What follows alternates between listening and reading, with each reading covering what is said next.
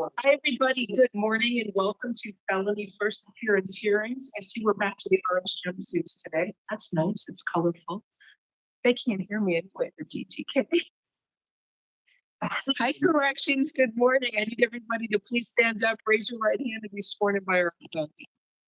Todos de pie, por favor, para ser puestos bajo juramento. All rise, please raise your right hand. Do you swear or affirm that the testimony you are about to give will be the truth, the whole truth, and nothing but the truth? If so, say I do. Ustedes juran o afirman que el testimonio que van a brindar es la verdad y únicamente la verdad. Si es así, digan lo juro. Have a seat. Gracias, pueden sentarse. Ms. Interpreter, if you could raise your right hand, please. Do you swear that you will well and faithfully interpret from English to Spanish, Spanish to English, the questions asked and the answers given to the best of your ability, and that you have such ability? I do. Birth of a certified court interpreter. Thank you. Good morning. If there's anybody here for a case on Zoom, please type the defendant's name in the chat room. Si hay alguien aquí en Zoom para un caso en particular, por favor pongan en el chat el nombre y el número de caso. Let's get started. Can the attorneys announce, please state? Good morning, Honor Ramos, on behalf of the state for out-of-state extraditions. Good afternoon. Good morning. Vanessa, on behalf of the state, good morning. Or Assistant Public Defender, good morning. Good. I'm gonna make you all co-hosts, and if that's, hopefully you're all co-hosts already. Doing it now. All right, we're gonna get started on the warrants. The first case, Rodney Bruton. Present here, TGK. All right, good morning, sir. Good morning, man. Sir, you have an arrest warrant. It's from the state of Georgia. The warrant was issued March 11th. It was yesterday, March 11th, for the charge of felony RICO. It says violation of the RICO Act, Racketeering Act. So there's no bond on this arrest warrant. I need to find out from you if you want to waive or contest extradition. Waiver is the quickest way out of this jail. Georgia would have up to 30 days to come and pick you up after any local cases here in Miami are closed, unless you have one. So once that's closed, you'd be brought back before this court and we'd be able to send you over to Georgia within 30 days. If they don't pick you up in 30 days after your Miami case is closed, you get released. But it's no bond, so you're going to be here waiting while that local case closes. The other choice is to contest extradition, which means you want to fight the arrest warrant. You are not fighting the charge. It's just a piece of paper that says you are wanted in Georgia. A lawyer will be appointed for you if you cannot afford one, and your lawyer will be able to challenge the legal sufficiency of a governor's warrant. But you'll be in our jail up to 90 days while that case takes place. And if it takes longer for you to close your local case, then you'll go after your local case is closed. Those are the two choices. What would you like to do? Waive or contest extradition? Waive it. Pardon me? Waive it. That's a smart choice because you get out of here quicker once the case is closed. You've done that waiver paperwork at the jail. It just means you agree to go over to Georgia. Have a nice day. Thank you. Reset date. It will be March 27th. We'll set it in 15 days to see what's happening with the local case. Okay, next we have James Alexic. It's a quash. Jasmine Thomas is a quash. Alvaro Martinez.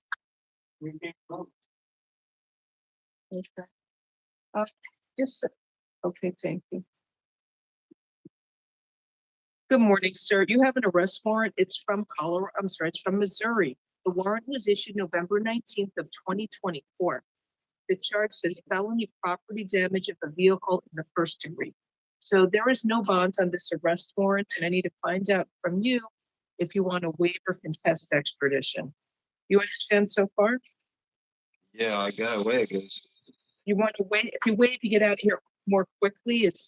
You get picked up within 30 days. Usually they try and get you out of here within 15 days, but they have up to 30 days to come and get you. And if they don't pick you up in 30 days, you get released, or you can contest extradition and fight the warrant, and you'll be held in our jail up to 90 days so we can get the paperwork together to try and send you there. You want to wait and get out quicker? Yeah, I want to get quicker. That's a smart choice, sir. So waiver, no bond. Reset date will be March 27th to see if it gets picked up by then. It may be an extension of time after 30 days. If they don't pick you up, I'll release you. All right, thank you. Please make sure you sign the waiver paperwork at the jail. Have a nice day, sir. Next, we have Ashley Dalrymple. Is she over there? Oh, that's the one where I let her out. Did you have any luck? Hi, Miss Corey, what happened? I'm gonna issue a warrant for her. I have not heard from Ms. Dalrymple. I'm about to issue that warrant. She hasn't surrendered and he called. Hate to do it to her, but you know. For the record, the state would request an ACB issued. You gave her an additional 3 weeks and she still hasn't turned herself in. Her original date to turn in was February 19th. We're on March 12th and she hasn't turned herself in. Yeah, how do I prepare that? Let me see here. Does the clerk do it for me? I haven't done that in a while. Yeah, Miss Corey, you reached out and they didn't answer. I've spoken to her sister. Ms. Dalrymple herself does not have a phone. I've asked them to contact my office through at least email at a minimum, or to call the office. I'm in court all day long, so it's challenging. I try to call in the evenings. And I'm able to do my extradition work, so I haven't been able to speak to Ms. Dalrymple. Why don't I set it one more week and see if it gives you a chance to get the, maybe we can reach out and you'll tell me what to do, how to issue that AC. All right. Why don't I set it next week, Tuesday, March 18th, okay? Thank you.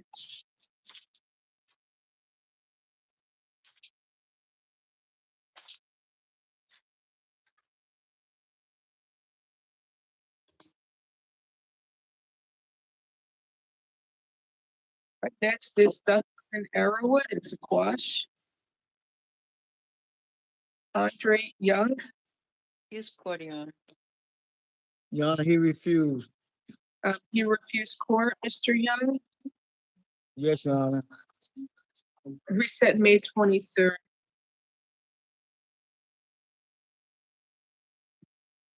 No, I have a continued day of 6/2. June 2nd you have? Yes. Let me take a look. So let's set it June 3rd, sorry. We said 6/3/25, thank you. Next case is Gene Green. Mr. Green is at Metro West 2. Good morning, sir. It's a report on the governor's warrant. His locals are now closed, so you're getting that governor's warrant, I hope, right? Great. So we'll reset it in another 60 days to make sure we have it, unless you want to change your mind now and waive, you're welcome to do so, but you don't have to. If you waive, they have up to 30 days to pick you up. If you want to continue to contest, no problem. What do you want to do, sir? I would continue to contest. Okay, you know, you're probably gonna wind up going anyway, and you're just hanging out in our jail. But that's, No, I don't think so, ma'am. pardon me? I don't think so. I've been through this situation in Virginia. And Every like state's I told the public defender that I went through the same situation in Virginia and I got released after 60 days for the same thing because I'm not the person that they wanted. Yes, what on me? I'm sitting in 60 days to get you picked up. No problem. No problem. Okay, so when is the governor's warrant due? He came in on February 10th. So you had to get him. Why'd you write May 12th? We want it before that.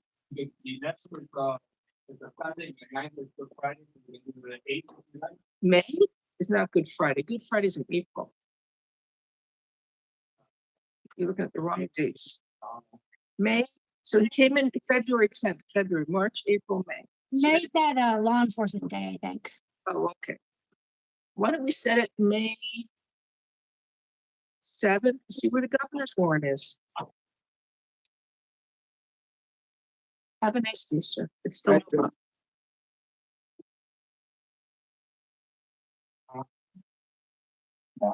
I think so. Okay, next is Julio Villavicencio. Virtual detention center, so. You know, I would be so nice if the attorneys only raise their hand when I'm on their case. I took care of that. Okay, I don't see anybody here for pretrial. Anybody here for? He's there, Your He's there. Can they raise their hand so I can promote him? Villavicencio, levante la mano, por favor. He needs a Spanish interpreter. Thank you. I couldn't see him there. Thank you. Good morning, sir. Buenos días, señor.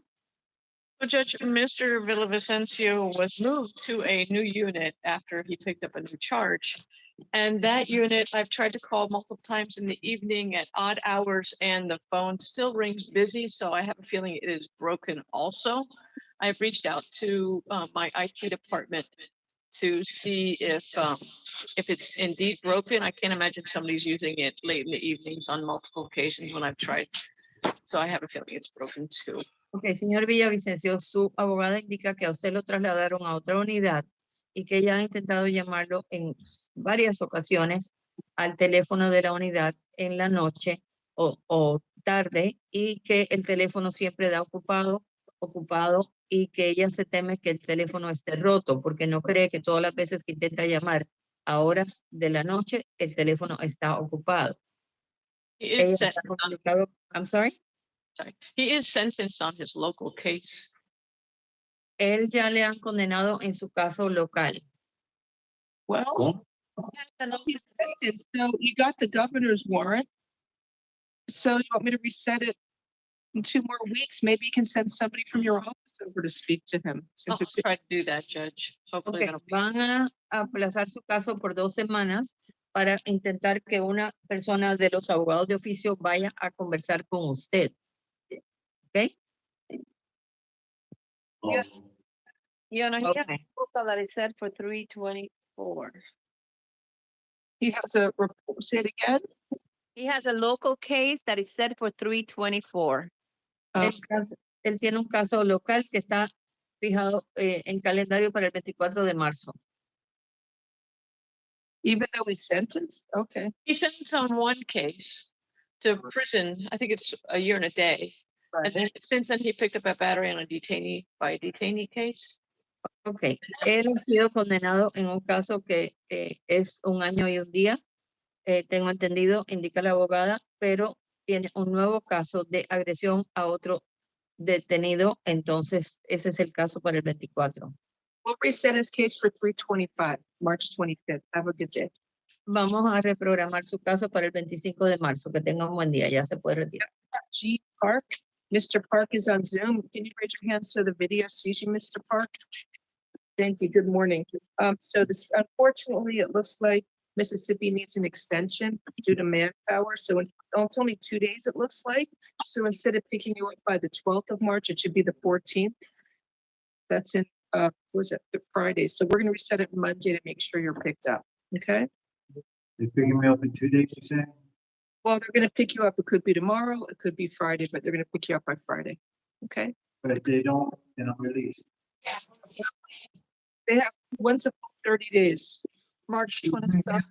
but they don't pick you up by the 24th, I think, or the 25th of, no, the 27th. Oh, it's the 27th of March. They got a full 30 days, but if they say they're coming this week, hopefully they'll come for you. So we're going to reset March 17th on Monday. Just make sure you're gone to Mississippi. Good luck. That's it for the warrants. Now the in-state calendar. Cheryl Linville, good morning, ma'am. You have a, 1 second. You have a warrant from Pasco County, Florida. The warrant was issued October 23rd of 2024. The charge is violation of probation. So I will appoint the public defender's office for you. Unfortunately, there's no bond. You will have to wait up to 15 days for Pasco County to come and pick you up.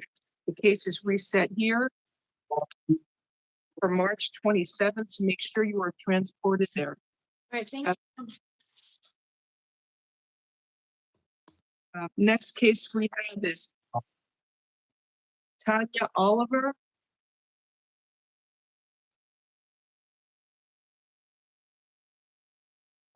Good morning, Miss Oliver. You have a warrant from Palm Beach County, Florida. The warrant was issued February 4th of 2025. It says felony KPS false report of a bomb and false report of an explosive device. So there's no bond. Actually, there's no bond on the warrant, but she may be entitled to a bond. Mr. Corey, do you want to reach out? I can reach out, Judge. The last time we heard back from the state attorney's office, they were refusing to turn over any probable cause affidavits. Okay, I'll reset it for the afternoon and see what they say. Thank you.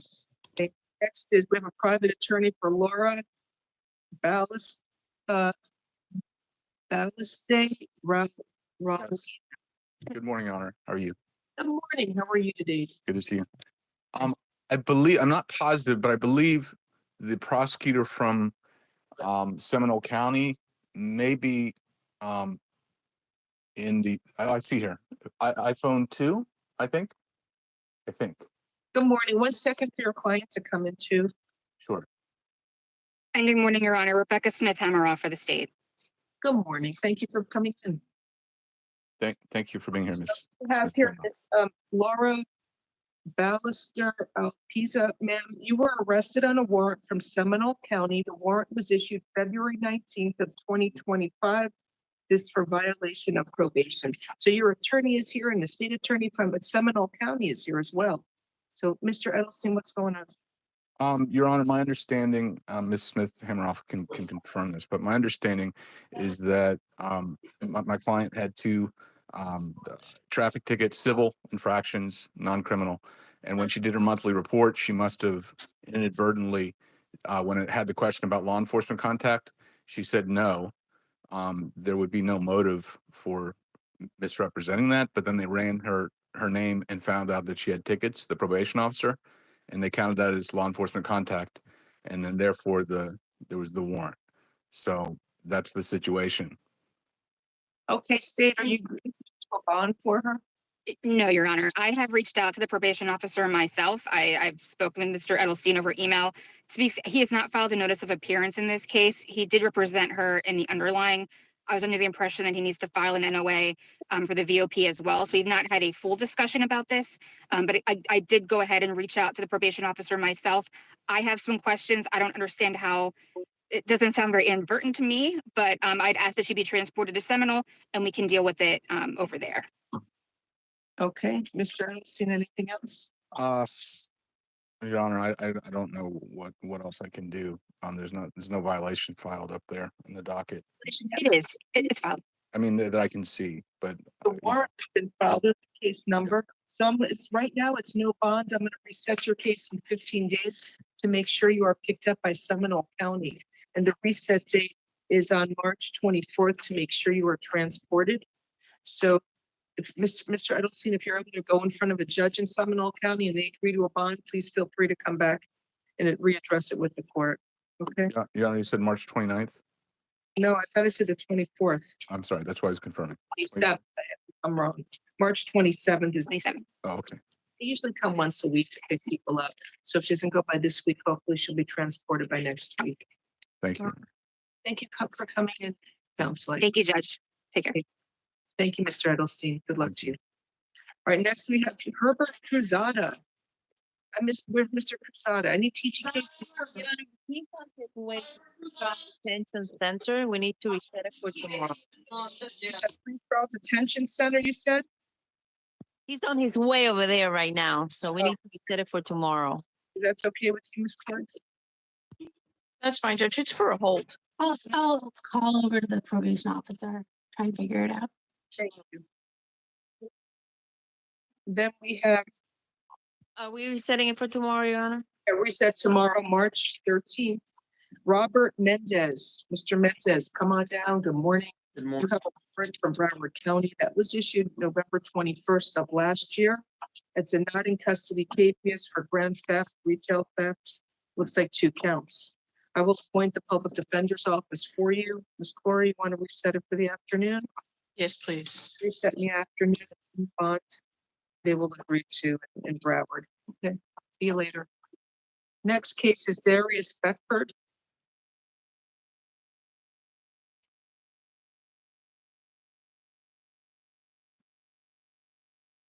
Okay, we have, while we're waiting, I see we have Mr. Elegant, excuse me. Hi, Mr. Elegant. Good morning, everybody. How are you? Good to see you guys. You have a warrant. It's from Broward County. It was issued February 10th of this year for Yes. Mr. Capias for petty theft. You have a bond, it's $2,000. I will appoint the public defender's office for you. So if you're Okay. close to $2,000 bond, you can do so at Miami jail. If you don't have money for a bond, you'll have to wait up to 15 days for Broward to pick you up. They usually come once a week, so you shouldn't have to wait that long if you're unable to post the bond. The reset date is March 27th. Okay? My what date is March 27th? Pickup date at Broward is March 27th. They have 15 days to pick you up. Okay. Is there any way I can settle this today, please? can't- Because I just did 30 days in vain over a petty theft in Miami, and the case in Broward. I My, have one- my last thing, I lost the paper in my pocket, and I don't have a PO box at this present, but I get a disability check, and I can have this resolved if I can just get a chance to make it home today. The amount, does it say what the amount of the item was in the petty on the petty theft? I'm sorry. I don't have it. Is there anything? Can I take an offer today? There's no Please? offer today. You got to talk to the judge at Broward, sir. Okay, now is there a number that I can contact my PD ahead of time before I go to Broward to see if I can You have the phone number of Broward Public Defender. You can use the free phone at the jail to speak to the Miami-Dade Public Defender. when I get there? When you get to Broward, you should be able to speak to a lawyer there. Sure, you'll be taking it before a judge. But is there any way I could call them from here before I go there? I don't know if you want to call collect, but I don't know the number. It's probably the expensive call. I don't know if they accept collect calls from Miami. So there's no way I can take a plea today at all? There's no way I can get home today? No, anyway, Oh, 27. And one last thing, they said they were gonna look for a room for me at Southern West Hospital between now and the time I leave. Can I still make it to the hospital, please? Because I'm very sick. No, you got to go see the judge in Broward first. All right. And they come once a week. Hopefully they'll come once a week. You shouldn't have to wait that long. Okay. Have a nice day. Next case we have is Darius Beckford. Hi, Mr. Beckford. Sir, you have a warrant. It's from Broward County. The warrant was issued February 19th of this year for violation of probation. I will appoint the public defender's office for you. There's no bond on the warrant. You will have to wait up to 15 days for Broward County to pick you up. The reset date here is March 27th to make sure you are transported there. Have a good day, sir. Next case we have is Maurizio. I was just in jail for the same charge. I was just in jail. So that warrant, He's pretrial detention center, Your Honor, on Zoom. hi, Mr. Masoko. He's at pre-trial. Can you raise your hand so video can see you, sir? Thank you. You have what's it, a hold? The whole from Monroe County. Hold from Monroe County, so they have to have a warrant issued. Well, Judge, here's what's going on. So we reset the case to see if the hold is converted to a warrant. I called over to the probation officer. The probation officer told me that he was not on probation in Monroe County.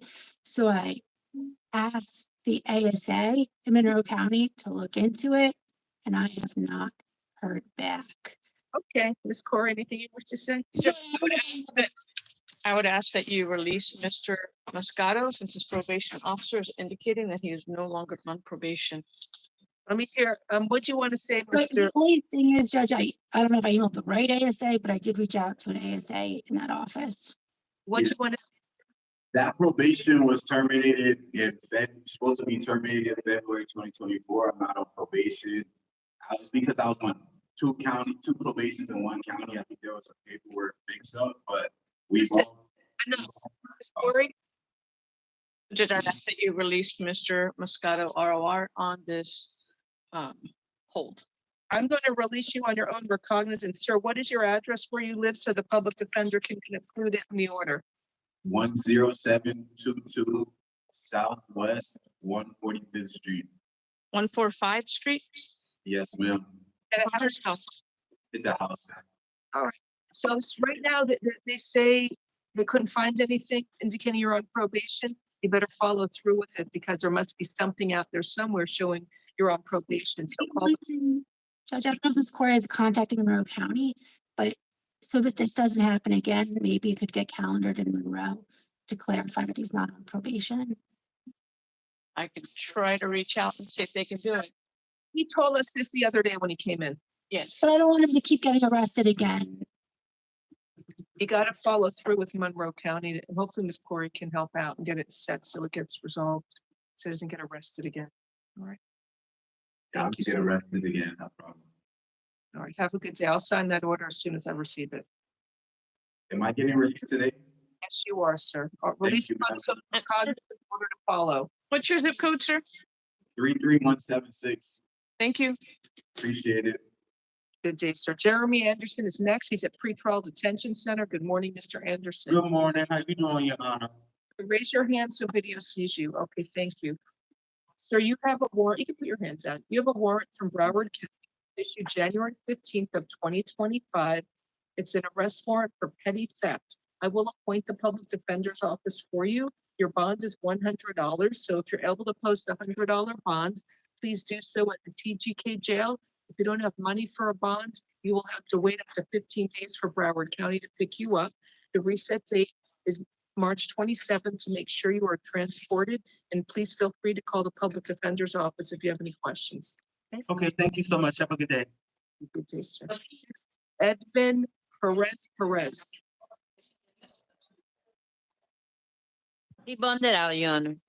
You? And Sergio Garza, is he here?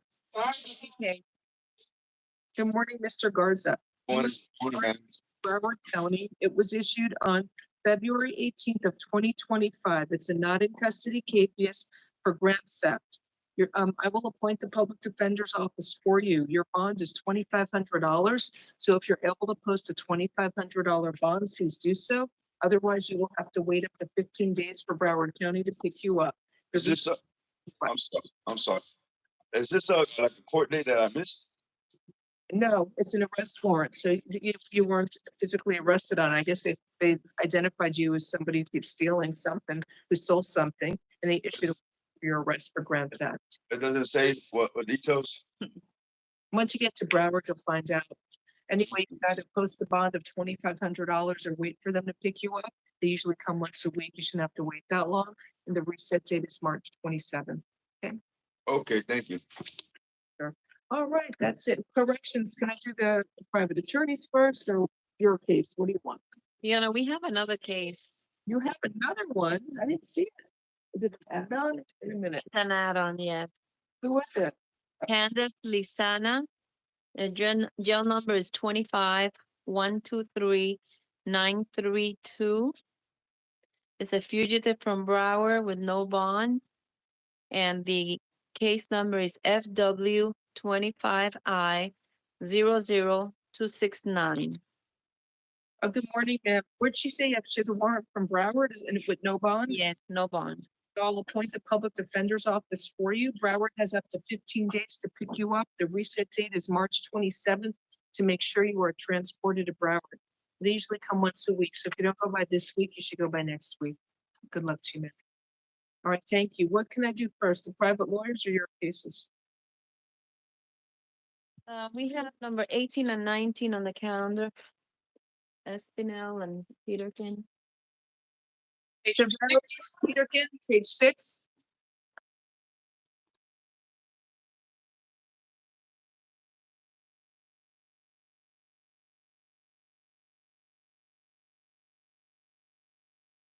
Good morning, sir. You were arrested for retail theft with a prior conviction.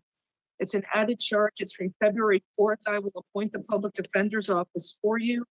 So it should probably, there's probably cause for petty theft with a prior conviction. You are ordered to stay away from the Family Dollar Store at 1043 West Flagler Street in Miami, Florida. You are not allowed to go to that location. This is Mr. Peterkin. Is that who you call? Yes, not Mr. That's not Mr. Peterkin. Peterkin? Yes, I think you had the wrong arrest form because you're reading different charges. Is that Peterkin? Peterson's charged with crime of amnesty. Right, I'm so sorry. Thank you. Here's Mr. Peterkin's address affidavit. Sorry, he's charged with uttering a forged instrument and unlawful possession of 4 or fewer identifications. That's from yesterday. He's trying to cash a false United States Treasury check for $3,608. And he also gave him a fake driver's license and a fake check. So I will appoint the public defender's office for you on this correct charge. There is probable cause for the charge. He came in on 2 bench warrants and has 2 open petty thefts. He has, let's see, so I don't know. Requesting a bond. There's also a 4-month jail sentence from last year for theft. I believe a bond is appropriate. Judge, would you consider any sort of program for Mr. Peterkin? He indicates he could stay with a cousin. No, I'm setting a bond. He came in on 2 bench warrants, 2,500 count 1 and 500 count 2. Would you consider any reduction, Judge? No, well, you want 2,000 count 1, 500 count 2. Thank you. Sorry, next we have Christian Fernandez.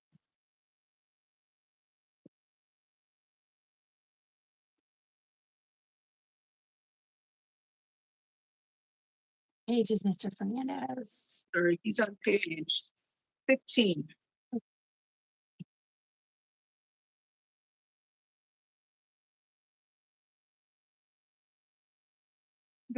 Where is he, Mr. Fernandez? Judge, you passed Mr. Espinel. Are you? You're calling Fernandez now? I gave 3 at the turn. That's next is Fernandez, and then it's Verdejo and 15. Good morning. Is this Mr. Fernandez? Sir, you have a case from February 4th. The charge is retail theft with a prior conviction. I will public defender's office for you. The correct charge should be petty theft with a prior conviction. You are ordered to stay away from the Family Dollar store at 1043 West Flagler Street in Miami, Florida. Do you understand the stay away order, sir? Yes, ma'am. Okay, I'm setting his bond at $1,000. Have a nice day.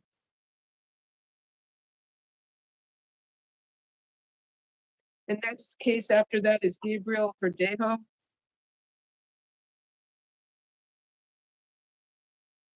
No, those will be next.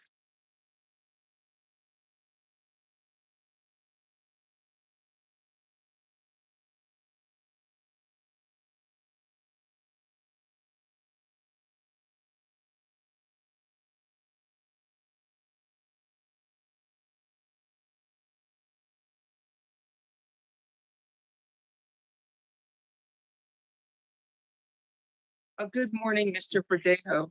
You were arrested for armed robbery with a firearm or deadly weapon. This is from March 3rd.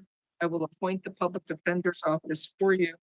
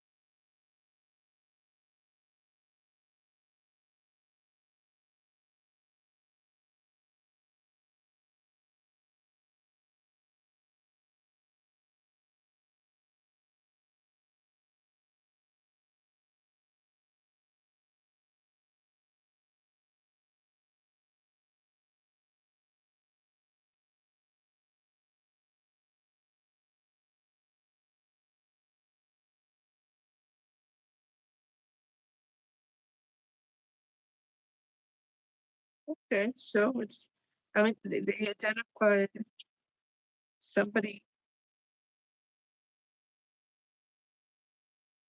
named Head Count. And they said he's in custody, where they say that he is Head Count.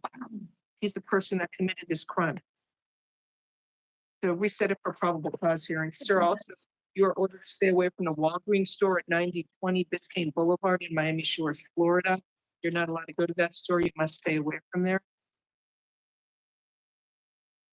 Ms. F, you gonna call the, It said that the officer identified the defendant. Oh, hold on, let me say. you located the suspect. Identified the female defendant. So it says that the officer positively identified the male subject with previous encounters known as head count. So I don't think there's an issue on that date. Where's that? I'm sorry. It is the paragraph on the bottom of the page that starts with additionally. I read that through. Oh, you know, and it's funny, I underlined that as well. The problem-solving team positively identified the male suspect from his previous encounters. But it doesn't say that that is Mr. That the males, they arrested the male suspect known as Head Count. It's just poorly written. There's probable cause for alarm. Although we take the defendants at their word, he said he had a pistol. It should be an armed robbery with a firearm. Judge, I bet What? There's nothing indicating that there was any firearm, Judge. Said he had one and we take a defendant at his word. It's no bond. Judge, that's over defense objection. There's no gun seen. There's no gun recovered. There's no gun displayed. He's told the Walgreens cashier, don't call the police because I have a pistola. Be careful. If you call the police, it won't be good for you. Then the females removing the alcohol. And then the victim was extremely fearful because of hearing the word pistola. And he was shaking during the encounter, fearing for his life. The judge, if the victim said they saw a gun, we would take the victim for their word. But here the victim never said they saw any gun. No, he just said we take a defendant at their word. He said he had a gun, and why shouldn't we take this gentleman at his word? He went to the store and he said he had a gun. Shouldn't he be taken at his word? So it's an element of the charge, and we would have to prove that he had a gun beyond a reasonable doubt at trial. Broward County, they find probable cause for this when they take a defendant at their word. So you're telling me Dade County doesn't take defendants at their word? I think we can file on an armed robbery with a firearm when the victim never saw any gun. So we have to actually prove that the weapon is a firearm. Nothing is recovered, nothing's described. That he had it. Didn't we take him at his word? He said he went to the store to steal alcohol. He had a gun. He said I got a pistola. You better for a strong arm robbery. I'm more comfortable with a strong arm, but I no problem. You want strong arm? I'm setting his bond at $25,000. Stay away from the victim in that Walgreens. Good day. Oh, and also plus house arrest with a GPS monitor. Level 2 house arrest.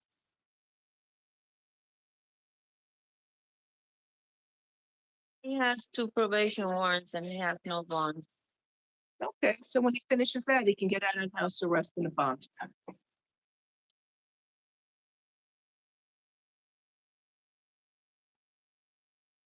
And next we have Leticia Espinal, page 6. There's a private attorney here. Good morning. Morning, Your Honor. Daniel Rubio on Mr. Leticia Espinal's behalf. Morning.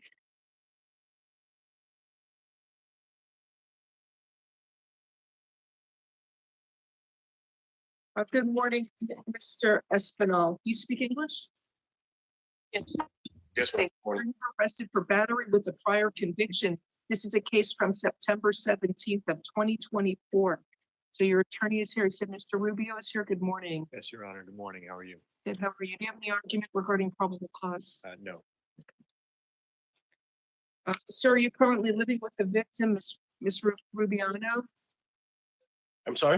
Are you currently living with the alleged victim, Evelyn Rubiano? No. Thank you.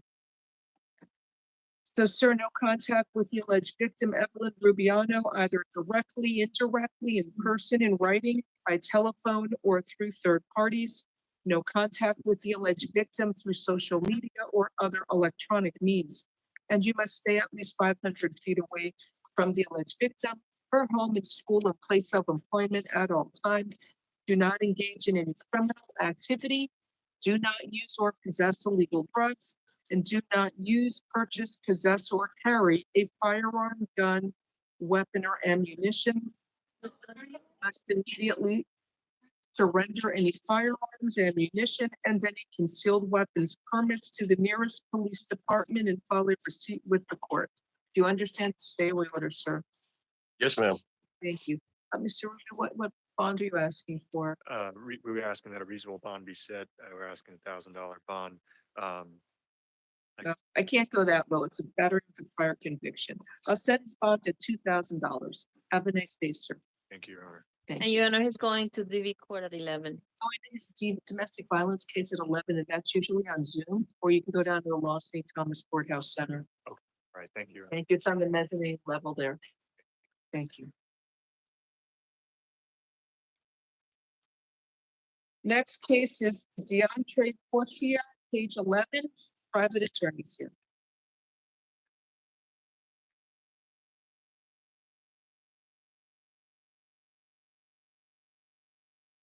Is there a private lawyer on Zoom? Can the lawyer on Zoom please raise your hand for this case? I don't see anybody here. They go to the courtroom. Mr. Kassir. Can you, okay. Good morning, Mr. Portier. You were arrested for battery on a person aged 65 or older and aggravated assault with a deadly weapon. This is a case from January 6th of 2024. I will appoint, I'm sorry, your attorney's here, Mr. Kassir. I'm sorry, I needed to be let in as a panelist. I'm here now. Judge, you already hit part of the case very, very quickly, Judge. First of all, I'll stipulate the probable cause. This is a case that originated as a result of an unfortunate incident between Mr. Poitier and his grandfather. His grandfather spent the better part of the last year trying to convince the city of Miami Gardens Police Department not to arrest him. But This is a year old from January 6th of 20. correct. And I interceded. I spoke to the detective and we surrendered him yesterday morning. And his grandfather was actually there still trying to convince the detective not to get the case forward. I was able to prevail on the family to have him surrender with me. And I said, at this point, it'll have to be taken up with the prosecutor's office. Does he live with the grandfather? He does not. Is the grandfather present regarding the stay away order? I know the grandfather was trying to go to court and I told him that it was going to be on Zoom.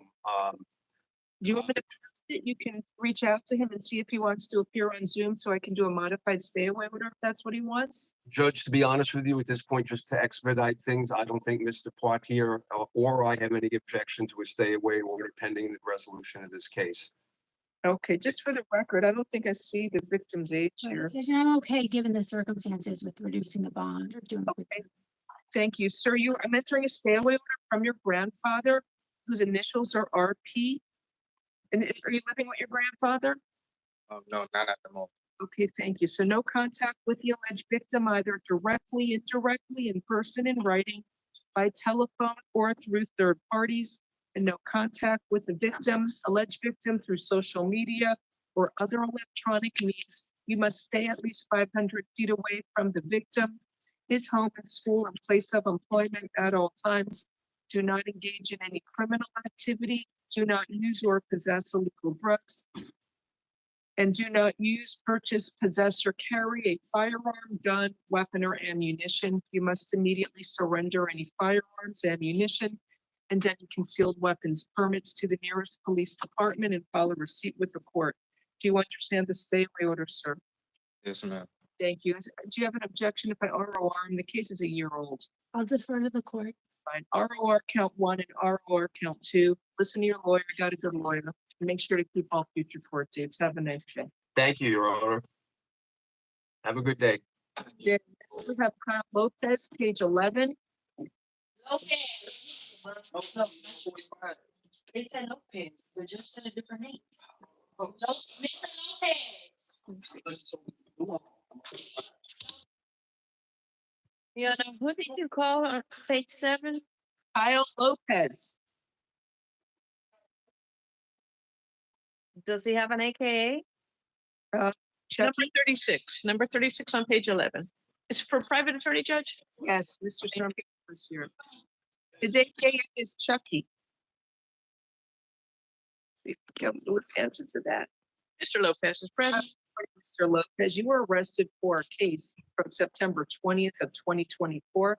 The charge is armed trafficking in cocaine with a fentanyl mix, grand theft of a firearm, 2 counts of possession with intent to sell cocaine, and armed possession with intent to sell cannabis, and possession with intent to sell oxycodone.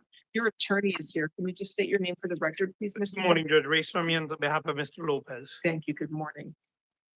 Good morning, Judge. So it's 2 sales, 1 in September, 1 in October. There was a search warrant in February. He wasn't home, but his sister was. She said that the narcotics belonged to him. The argument regarding probable cause? Yes, I do, Judge. That's not exactly what the sister says. There is a safe. My biggest concern, Judge, there's a few arguments I have, but my biggest one is obviously with the armed trafficking, because that's a non-bondable. The firearm they recovered is inside a safe. The cocaine that the trafficking amount of cocaine is in a separate area of the house. It's in a different room. My client wasn't present when the search warrant was executed. My client doesn't even live at this residence any longer. So I think that there's an issue here. I don't think they have the probable cause for the armed element. And I'm hoping that you find that and allow him to post a bond. I also have some arguments with the other charges as well. Okay, well, there's a grand theft of a firearm. It was 2015. I'll give you, it's probable cause, but I can lower that on. On maybe the grand, just to acknowledge you. I mean, there's a stolen firearm, but It's there's no, stolen. I don't know. how does he, there's no evidence that he's the one that stole it. I'm sure. He's in possession of, a stolen firearm. but it was stolen in 2015. like, so what is that, 10 years ago? So It's still stolen. It is stolen, but like the case law usually refers to, there's a time element. If it's something that's in possession of a person that was recently stolen, you can impute that that person stole it. But 10 years later, he's in possession of a firearm. So that's not a crime if he's in possession of a stolen firearm. It could be dealing in stolen property. It could be something else, I suppose. But grand theft of a firearm, I think that the state's going to have a very difficult time proving that. Okay. That he stole that. And lastly, Judge, there are 2 counts of the cocaine selling and delivering. None of it was tested. The officer is he's saying he touched it, he smelled it, he thinks it's cocaine, but they haven't been even field tested. Okay. But my biggest concern, Judge, is the armed element. There's okay. I heard all of your arguments. Now you're repeating yourself. You just have to say it once here. No, okay. I know. Thank you. Ms. F, what's your response? Okay, the gun, I'm not gonna argue. We do have to prove that he knew it was stolen. That's fine. I think there's PC on the 2 prior sales, even if it wasn't tested, it was sent to the lab. In terms of the arms, yes, it was in a safe. I don't think your honor's gonna find PC for the arms. No, I'm not. But he had 330 grams. Right. So that's a significant minimum mandatory. So it's the 7-year min-man. And even though I know your honor's not finding PC for armed, he's got a stolen gun with an extended magazine, a suppressor. So it looks like a machine gun. That talks about fentanyl, but it's fentanyl. Isn't that Well, tested positive. Let's see, hold on.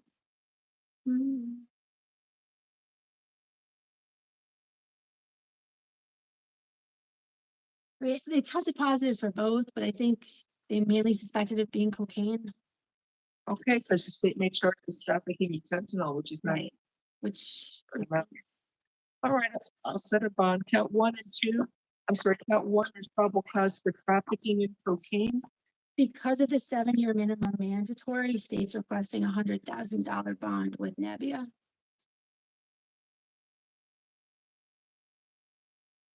Judge, if I can meet her on that. Sure. Only that he I'm just setting 100. I'll do 50,000. I was gonna ask for 50, thank you. 50,000, count 1.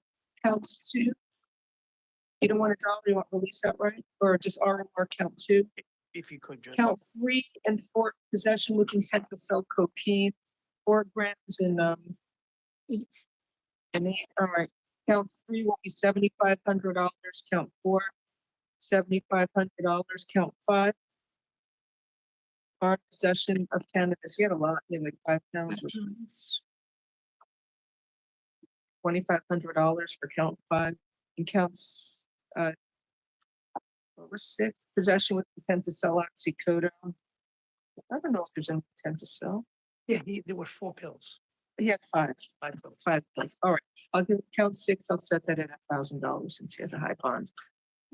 Plus a Nebbia requirement, you have to show the money used to post your bond is from a legitimate source of funds. It's before Judge Laura Cruz, so you can go address it before her.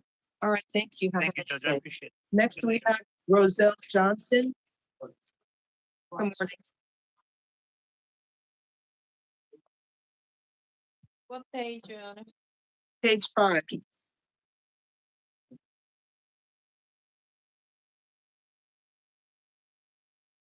you his girlfriend? His wife. Yours what? Yes. Okay. Does he also have somebody else as his girlfriend? It says the victim is the brother, defendant is the brother of his girlfriend. No, the brother of the sister. That's his sister. Oh, okay. His sister boyfriend. Okay. Yes.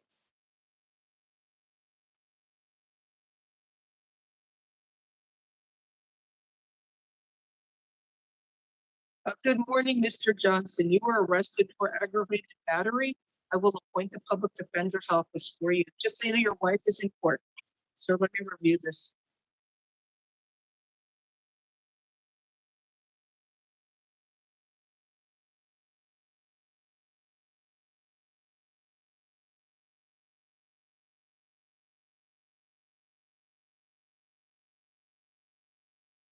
So is the victim the lady in court's brother?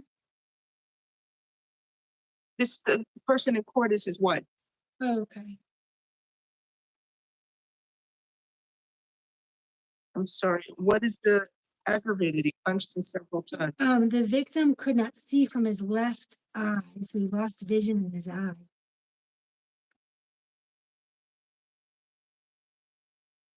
It says, for his eye, the possible broken left hand.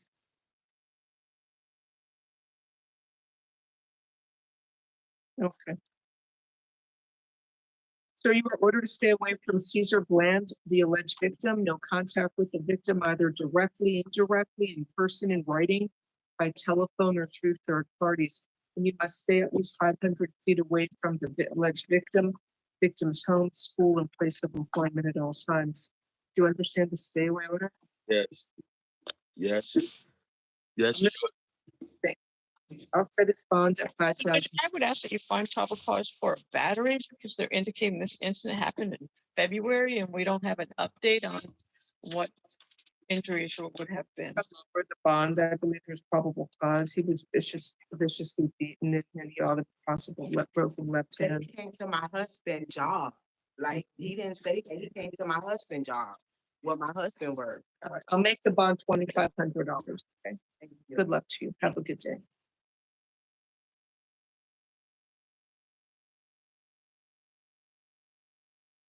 Next, we have Carl Duhamel.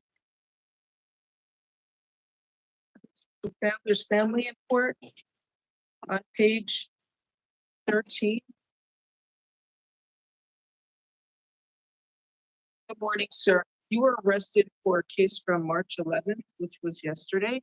The charge is armed carjacking or robbery, burglary to an occupied conveyance, false imprisonment with a deadly weapon, aggravated assault with a deadly weapon, and battery. I will appoint the public defender's office for you. There's somebody here for you. Good morning. Who are you? Brother. Your brother's in court. So I need a moment to review. It looks like a domestic matter. I think they're in a relationship that it should be a non-TV stay away order. Okay, thank you.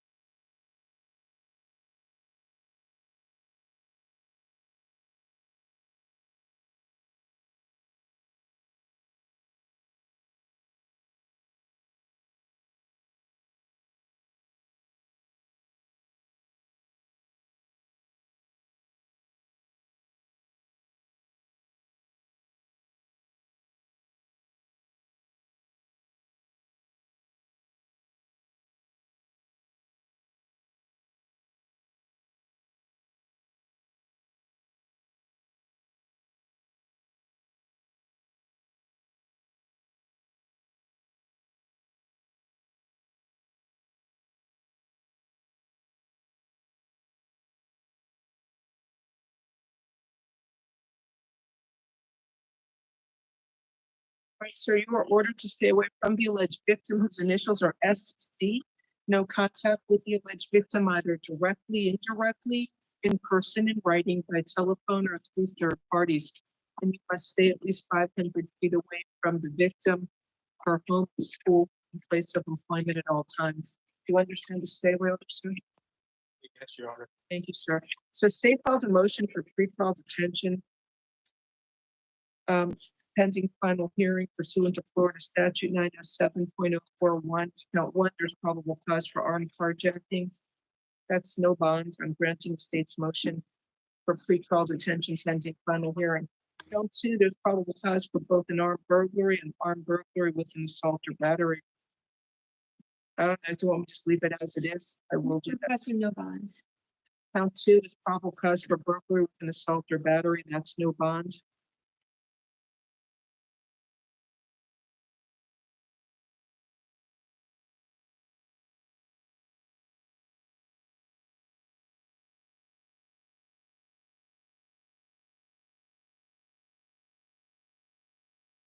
Count three, false imprisonment with a deadly weapon. There's probable cause for that, $7,500 bonds.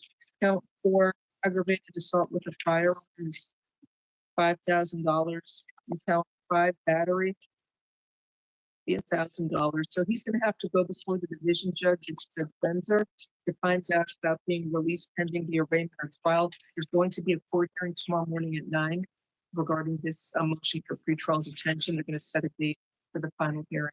All right, good luck to you soon. Thank you.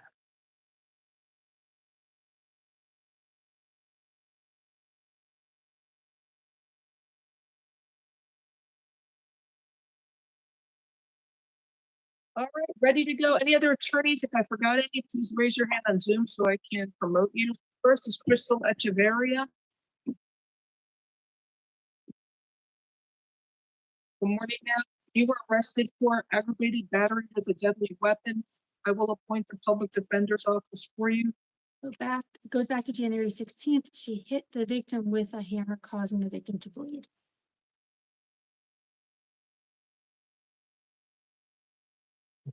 Probable cause to the charge. You were ordered to stay away. Oh.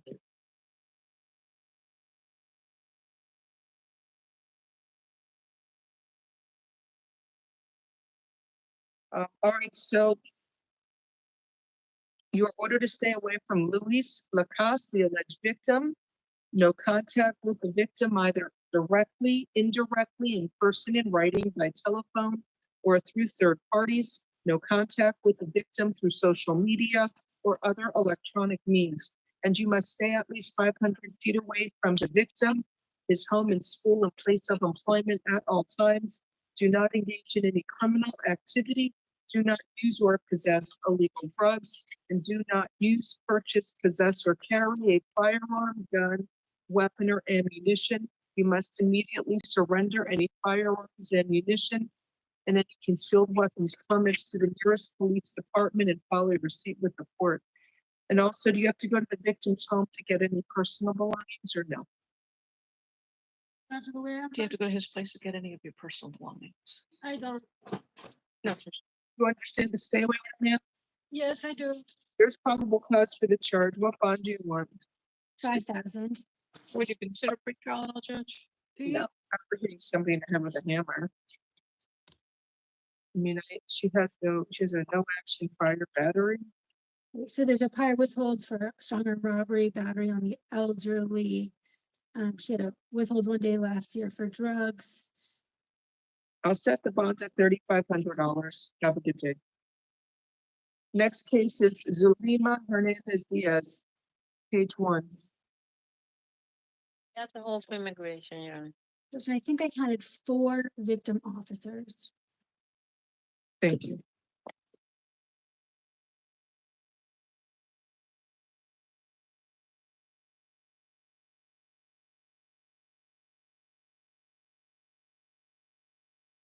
Good morning, ma'am. You were arrested for battery on 6 counts of battery on a law enforcement officer. One Spanish? Yes. Good morning, ma'am. You were arrested for 6 counts of battery on a law enforcement officer, 1 count of resisting an officer with violence.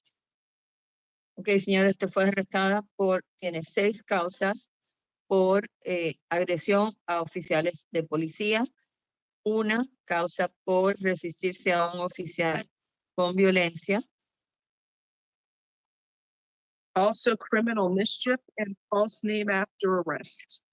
también daños a la propiedad con mala intención y dar un nombre falso después de ser arrestado.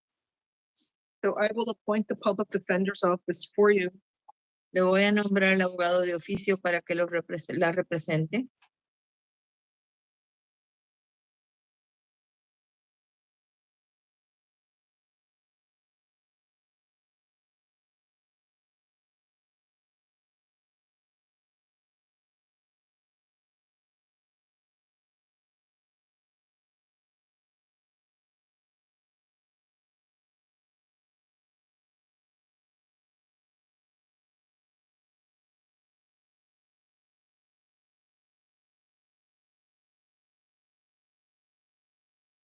I see 5 officers, I think. The last one is officer, oh no, I'm sorry. I only see 4 I officers see 4. and one was, 2 different. Okay, so she has an open petty theft. I don't even show when she entered the country, but it looks like she has a 2024 case. She doesn't look like she's been in here that long. I don't know, does she have an immigration law? Yes. Ok, aparentemente ya tiene un caso pendiente del 2024 por un delito menor y no aparenta que está en el país por mucho tiempo. Su señoría ha preguntado si tiene una retención de inmigración, indican que sí. So counts 1 through 4, the charges of battery on a law enforcement officer. It's a $5,000 bond each count. Ok, en las primeras 4 causas, de la 1 a la 4, por agresión a un oficial de policía, la fianza es de $5,000 en cada una. Counts 5 and 6, no probable cause, release outright. En la causa 5 y 6 no existe motivo fundado, así es que en esas tendría libertad. Count 7, resisting an officer with violence is a $2,500 bond. En la causa número 7, resistirse a un oficial con violencia es $2,500 de fianza. Count 8, criminal mischief is a $150 bond. La fianza por la causa número 8 de daños a la propiedad son $150. And count 9, false name after arrest is $500. Y de la causa número 9, dar un nombre falso después de ser arrestada, son $500 de fianza. Have a nice day. Next case is Tenga un buen día y ya se puede retirar. Lilianitz Betancourt is next.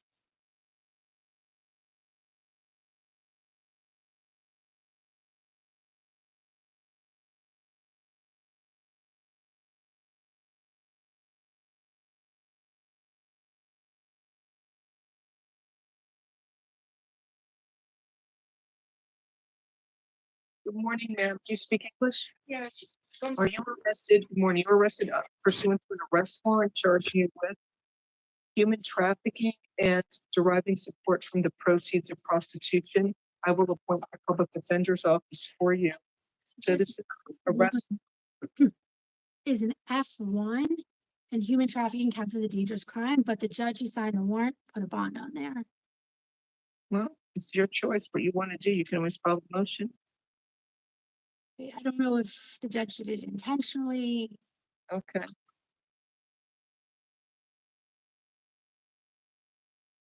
Ma'am, you are ordered to stay away from the alleged victims whose initials are SC and NJ.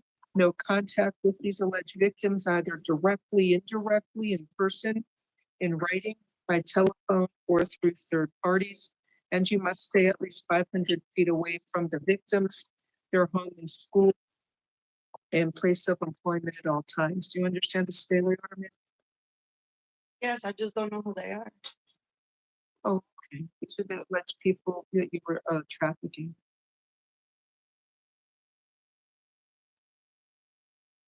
Let me just look at this.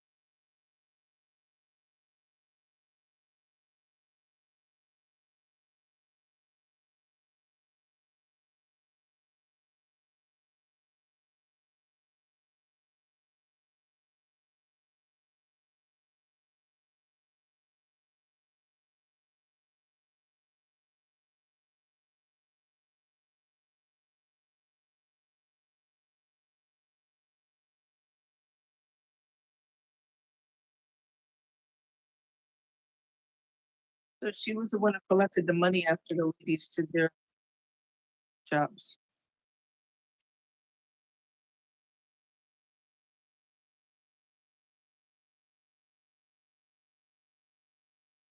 There's probable cause for the judges. So count one, human trafficking is $15,000. Count two, deriving support from the proceeds of prostitution. That's going to be $7,500. And plus house arrest. Judge wrote level one house arrest. The judge who signed the warrant wrote level one house arrest, total lockdown. I'll do a work exception if he has a legitimate job. It's a plus bond.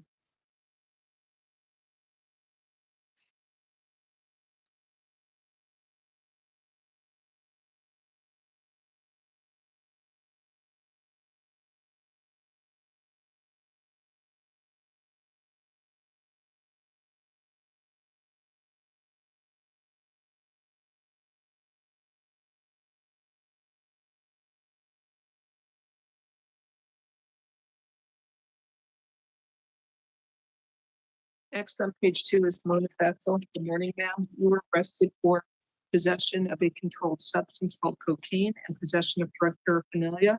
I will appoint the public defender's office for you. Which tap's good? Okay.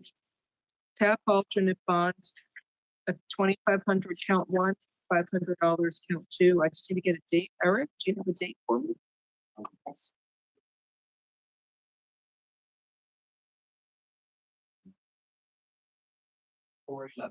So you have to come to court for your arraignment on April 11th. 1 second. When is Good Friday? That's the 12th or no?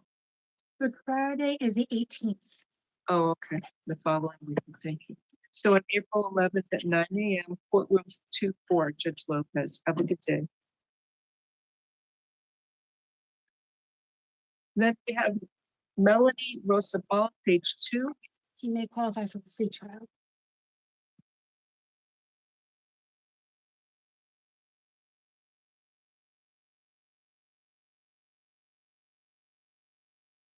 Good morning, ma'am. You were arrested for possession of cocaine. I will appoint the public defender's office for you. Do you have a place to stay, ma'am? Yes. Pre-trial services, alternate bond, $2,500. Have a nice day.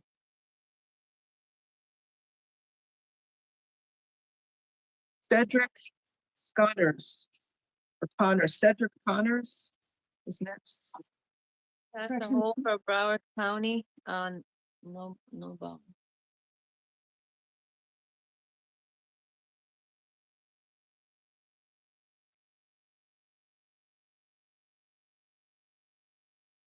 Good morning, sir. You were arrested pursuant to an arrest warrant charging you with armed robbery with a firearm or deadly weapon and fraudulent use of a credit card. I will appoint the public defender's office for you. So it's from February 12th.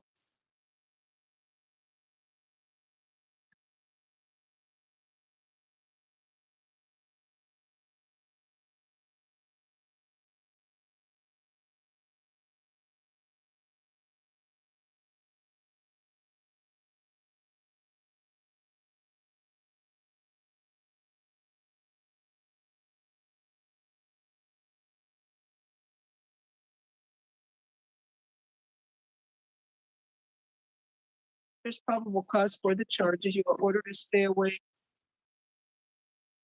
Oh, you got 2 victims. I just see the one lady whose purse he used the gun to get her purse. I think there's victim 1 and victim 2. Oh, victim 2, okay. He struck victim 2 in the back of the head, causing him to fall. Stay away from the alleged victims, Alex Vitale and Lauren Quinteros. No contact with the victim either directly, indirectly, in person, in writing, by telephone, or through third parties. And you must stay at least 500 feet away from the victims, their home, school, and place of employment at all times. As to count 1, there's probable cause for armed robbery with a firearm and granting the state's motion for pretrial detention pending final hearing pursuant to Florida statute 907.041. So with count 1 is no bond. Count 2, fraudulent use of a credit card is $2,500. You'll see a judge tomorrow, and that judge will set the final hearing on the state's motion for pretrial detention. Good day, sir. Next is Mark Rodriguez, page 3.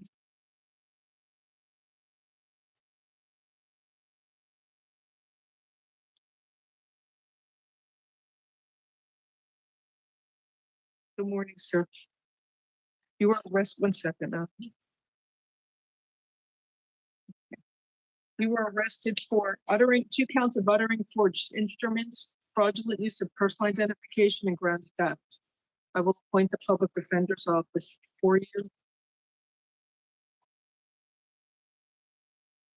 So he's trying to cash a check for $1,419 drawn on the victim's account.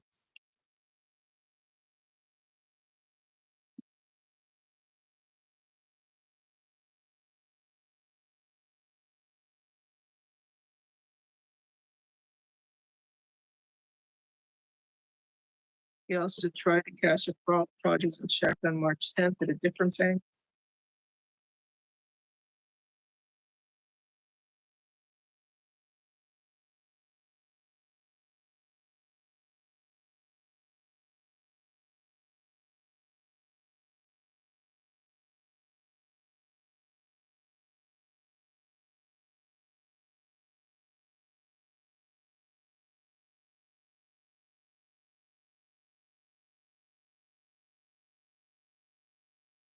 Probable cause for the charges.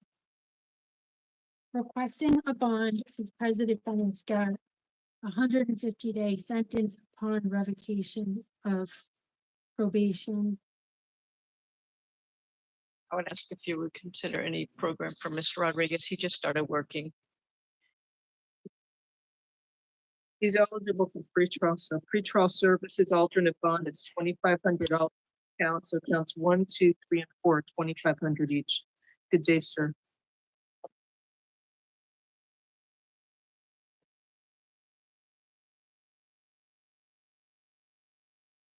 Next we have is Octavius Gallant, page 3.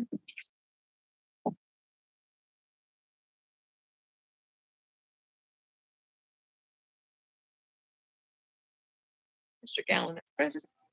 Spanish, you said? No, English is good. Good morning, sir. You were arrested for a case from October 18th of 2023. The charge is battery with a prior conviction. I will appoint the public defender's office for you.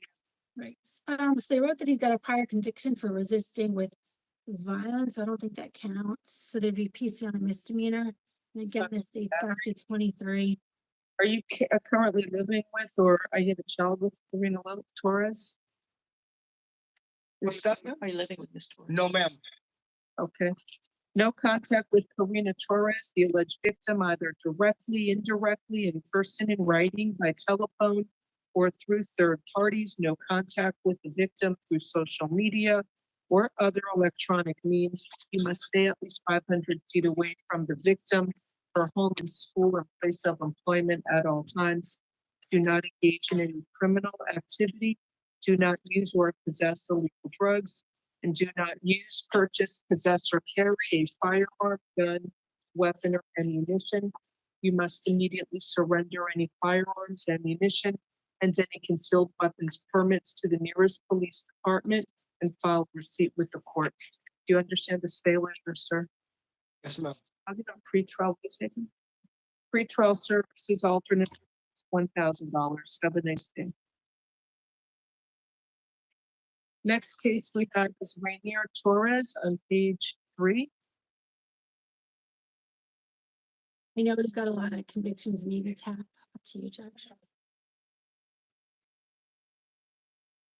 Nothing percent. Um, Good morning, Mr. Torres. You were arrested for petty theft. Morning, Your Honor. Good morning. The charges are petty theft, 2 or more convictions. I will appoint the public defender's office for you. I think it's, he's still like, looks like one thing, right? Priors. You are ordered to stay away from Walgreens at 1695 Northwest 20th Street in Miami, Florida. I don't know where he stole. You must stay away from there.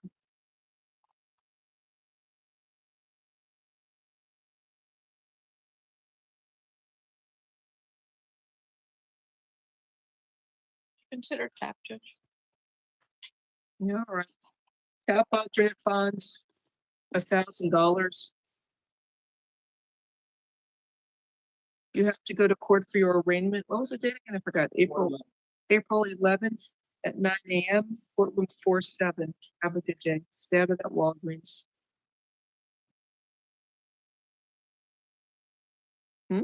I'll remember.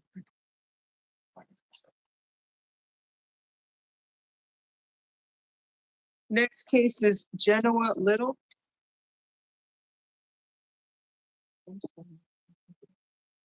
Judge, just to let you know, we do have a private attorney who's waiting on the matter. Okay. Thank you.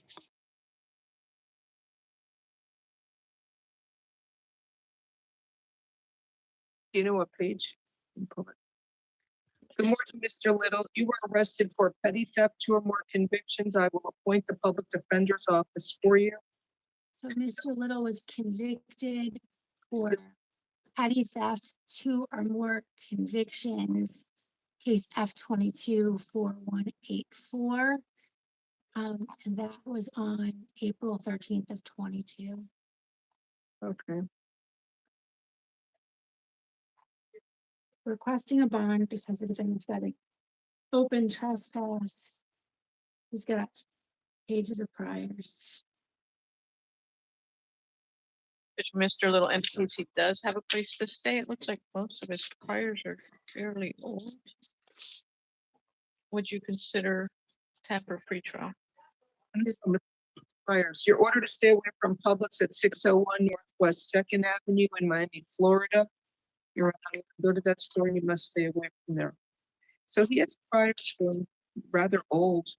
But so the most recent I see he did 180 and 23 on revocation of probation for the same offense, and he's got the open case. I'm setting a bond of $1,000. Have a nice day. 1,000. Stay out of that Publix. Judge, the private attorney case is on page 9, the bottom of the page. Whenever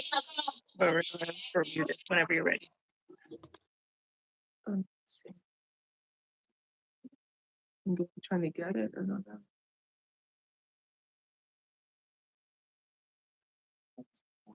not. When you have a chance for me and on page 9, Raul Herrera Bermudez. Right now, I need Roberto Molina, page 4. That one should be a 3rd-degree felony. Yes, to cancel license or change. Mr. Molina is present. He speaks English. Good morning, sir. You were arrested for grand theft of a vehicle and driving with a suspended license, third or subsequent conviction. I will appoint the public defender's office for you.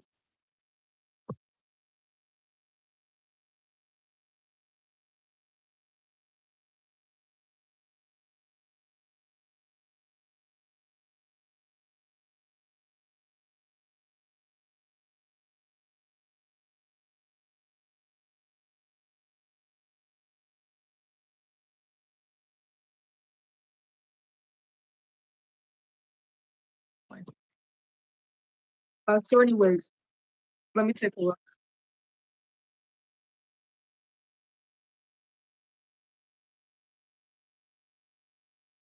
So there's probable cause for grand theft, a 3rd-degree felony, and driving with a suspended license, third or subsequent conviction. Any objection to the program? Requesting a bond, he's got a prior 9-year prison sentence for charges including grand theft of a motor vehicle. There's also violent priors, kidnapping, robbery, home invasion. So not only was he not supposed to be driving, he was driving a stolen moped. This was 11 and 23 years ago. Mr. Molina, according to the arrest form, made a statement to the officer. He just met the co-defendant and asked him for a ride when they were stopped. Yeah. Condition was tampered with though. I would ask for a pre-trial, judge. Maybe tax. Capital bonds, $2,500 count 1 and $2,500 count 2. No driving unless you have a valid license. Have a good day. That's overstates objection. Thank you. Next, Fabian Sanchez. Judge, did you want to do the private attorney case? Oh, yeah, thank you. I forget. What did I do with it? I just had it. I had it here. Can you see if it's there? Bermudas. Something from, oh, I have it here. Raul Barrera Bermudez. I think I took this one out. I shouldn't have. Can you put that one back from over here? Page 9, it's in the bottom.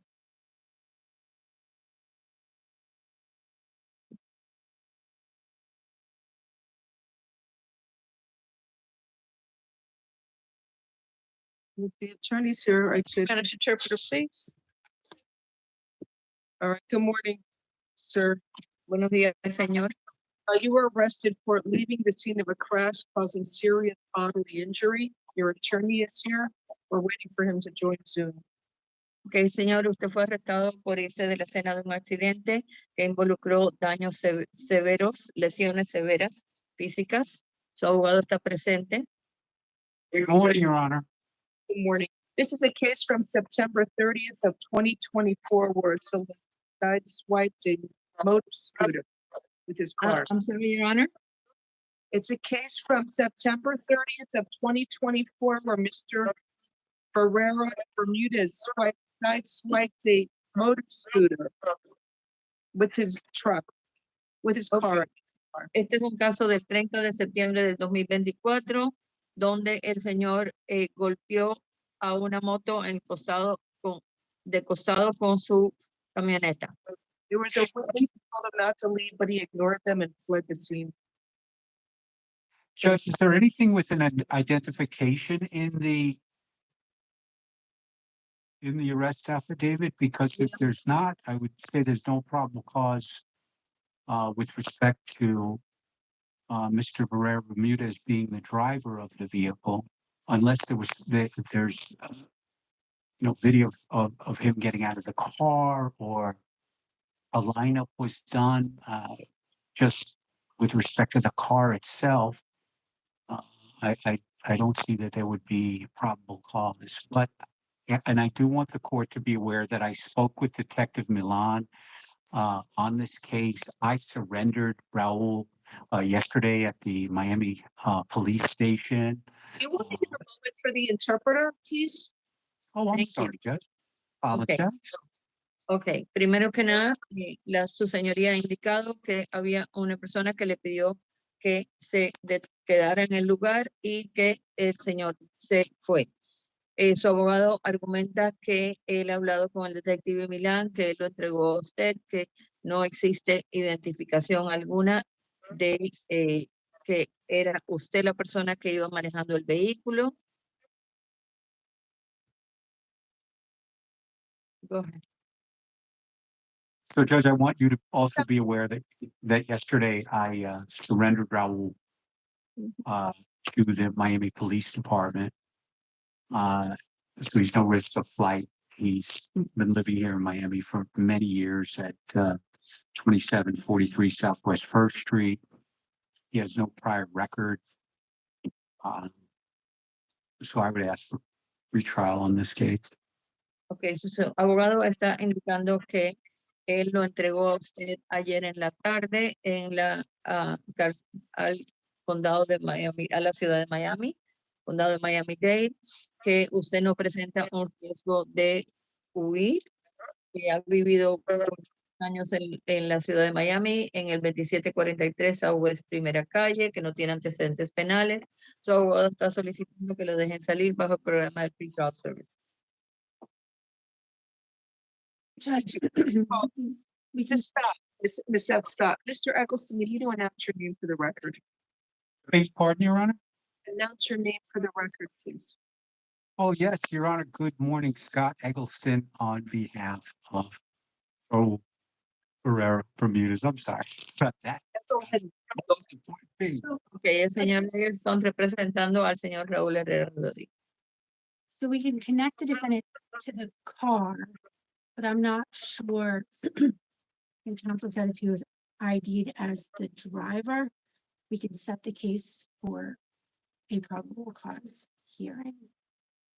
Okay, set it in the afternoon for a probable cause hearing. Ok, la fiscal indica que What time, Your Honor? identificarlo con el carro, pero que no pueden necesariamente identificarlo a usted como la persona que iba manejando. Han fijado el caso para esta tarde para una audiencia de motivo fundado.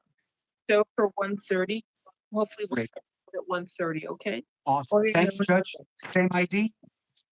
So everything's the same. Just Great. I'll see you at 1:30.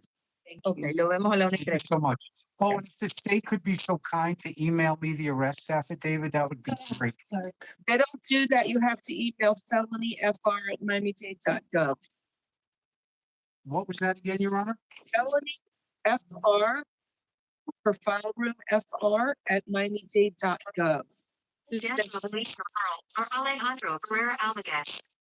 Okay, great.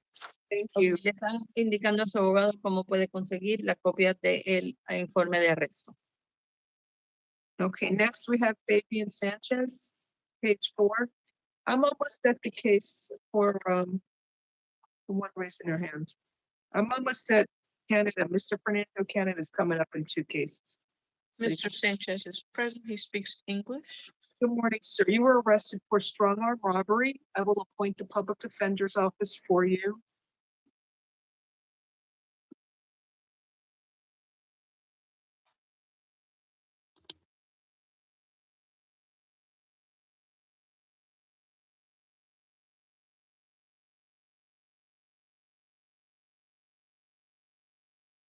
So there's probable cause for strong arm robbery. You were ordered to stay away from Jose Salorza Chavez, the alleged victim. No contact with the victim, either directly, indirectly, in person, in writing, by telephone, or through third parties. And you must stay at least 500 feet away from the victim's home and school, and place of employment at all times. Bond is $7,500. Have a good day, sir.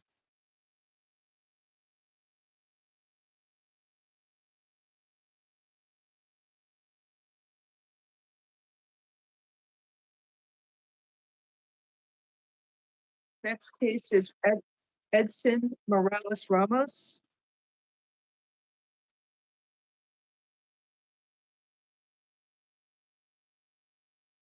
Good morning, sir.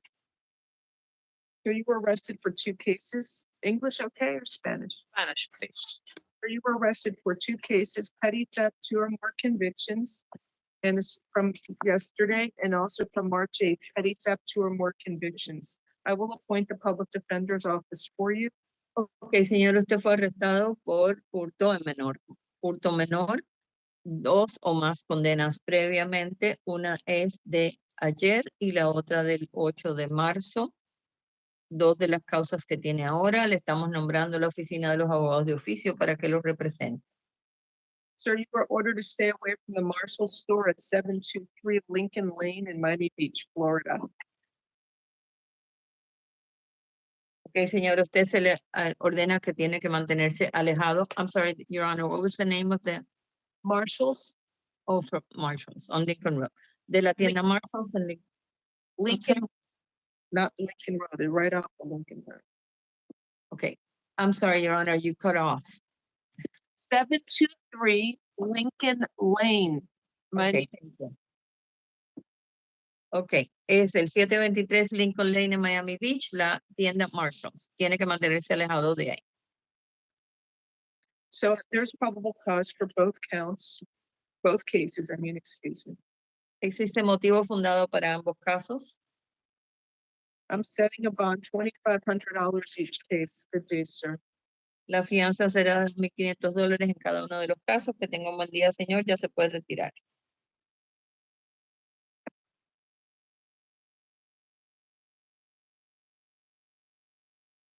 Next case is Fernando Canada, page 5. That's disruptive, Your Honor. He's disruptive, so he's not here. He has a friend on Zoom. Let me just review for probable cause. I think it's the alleged victim, Judge. No, we'll have to keep him up. You didn't give me a stay away order, so. Mr. Rosas, do you speak English? ¿Usted habla inglés? Señor Rosas, ¿puede activar su micrófono, por favor?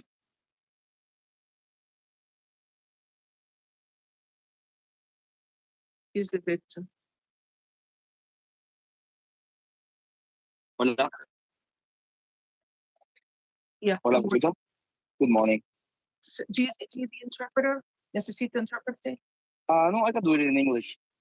So he's not here. Mr. Canada's not here. He was disruptive. So we're going to reset the case for the afternoon. Is there anything you wanted to tell us? Yeah, he stole my bag from my car and I have the video. I don't know if you saw the video. I have a value. Okay, if you saw the video, it's pretty clear that he stole me. Janelle, prepare a stay order for the afternoon. So Okay, at what time? 1:30. 1:30. Okay, should I connect to the same meeting? Yeah, same one. So you don't have to come, but if you want to, you're free to come.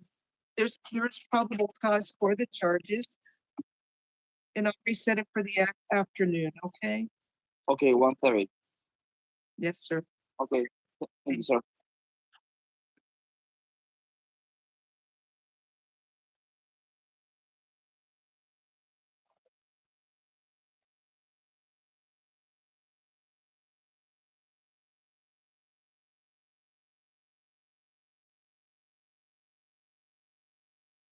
Yes, I have a question. I'm still over there. Yes, what is your question?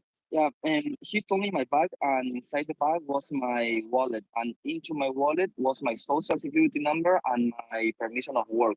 So I'm trying to figure out where is my bag. The police told me that they don't find it, but I'm trying to find it. You have some recommendation or something to do? Should have had an air tag in it. No, but I think he hid it in some place. Don't talk to me in the afternoon. Never leave anything in your car, because if you leave it in your car, assume it's going to get stolen in Miami. Okay. Yeah, definitely. It's been great. We'll see you later. All right. Okay. See you later. Thanks. Juan Garcia Molina, page 5. We'll need the Spanish interpreter, please. Good morning, sir. You were arrested for a possession of a controlled substance called methamphetamine. I will appoint the public defender's office for you. El señor usted fue arrestado por estar en tenencia de una sustancia controlada, metanfetamina. Le estamos nombrando la oficina de los abogados de oficio para que lo represente. You're out on felony bond. There's a hold for F24 15077B. Que usted estaba fuera bajo fianza en libertad, pero tiene un caso pendiente de delito mayor, el caso F24 15077B, y detención para ir ante ese juez. Your bond is $2,500 and you'll see your judge tomorrow for your open case. Have a nice day. Su fianza en este caso son $2,500 y usted irá ante su juez mañana por el caso que tiene pendiente. Next, we have Joshua McCollum.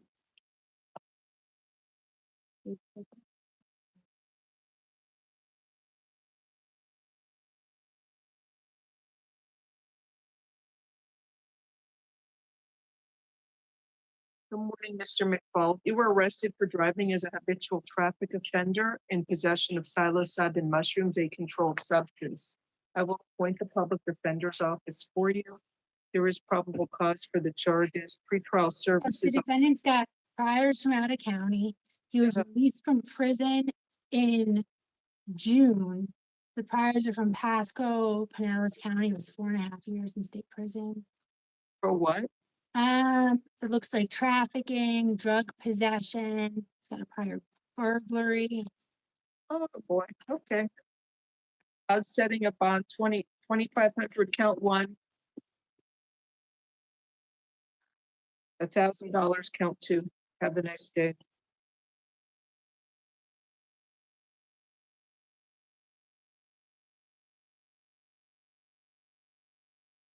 Judge, Mr. McFall, he just got a job. He has about 250 he can put toward a bond. Would you be able to decrease the bond amount, Judge? Okay. $1,000 count 1. I'm sorry. $1,000 count 1 and 1,000 count 2. Okay. Thank you, Judge. Next is Brian McKnight. 2 arrest affidavits, it says.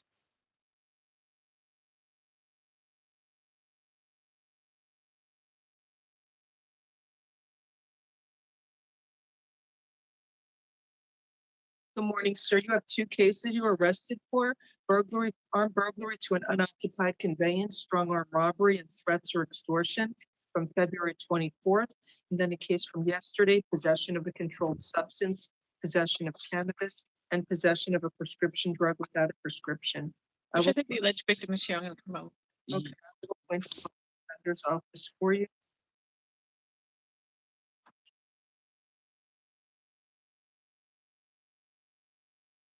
I don't know what the, oh, it says hydrocodone.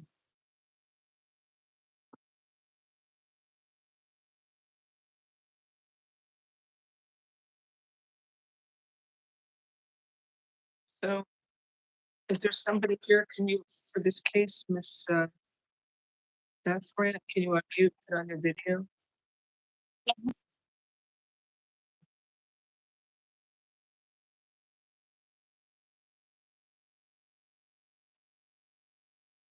Good morning, ma'am. Can you turn on your video, raise your right hand to be sworn?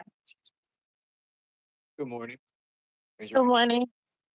You swear or affirm that the testimony you are about to give will be the truth, the whole truth, and nothing but the truth. If so, say I do. I do. Thank you. You can put your hand down. Please tell me your name. Denasia Better. Okay, are you afraid of Brian McKnight? No. Do you want the court to enter an order requiring him to stay away from you? No, it's not necessary. Okay. Thank you. State any questions? Is it necessary that he has to go through this? He did return all my items. I don't have any questions, Judge. It's up to the police and the state, it's up to the state attorney's office to prosecute a case. You have to speak to the victim witness coordinator. Let me hear from the defense. Do you have any questions for Ms. Beth Grant? One moment, Judge.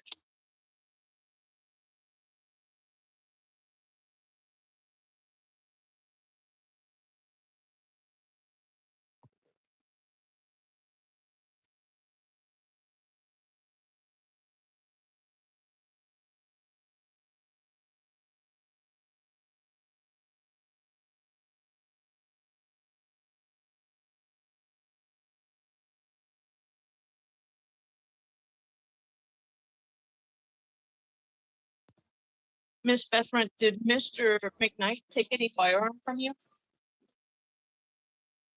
It was in my vehicle. I know he's claiming it was a taser. I saw that in the uniforms. I have all the items. It was returned to me. It was a taser? So that's what he's saying. Judge, I don't know if the victim should answer. All right.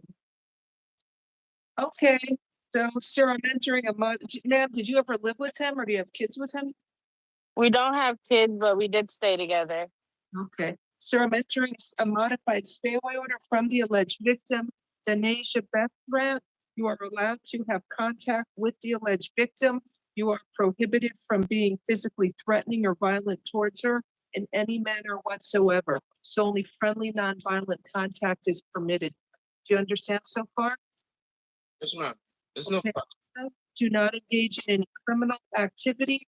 Do not use or possess illegal drugs, and do not use, purchase, possess, or carry a firearm, gun, weapon, or ammunition. You must immediately surrender any firearms, ammunition, and any concealed weapons permits to the nearest police department and file a receipt with report. Do you understand the modified stay away order? Yes, ma'am. Right, so count one, there's probable cause for burglary to a conveyance. The allegations are, I know. right, okay. Count two, there's probable cause for, it should be robbery by sudden snatching.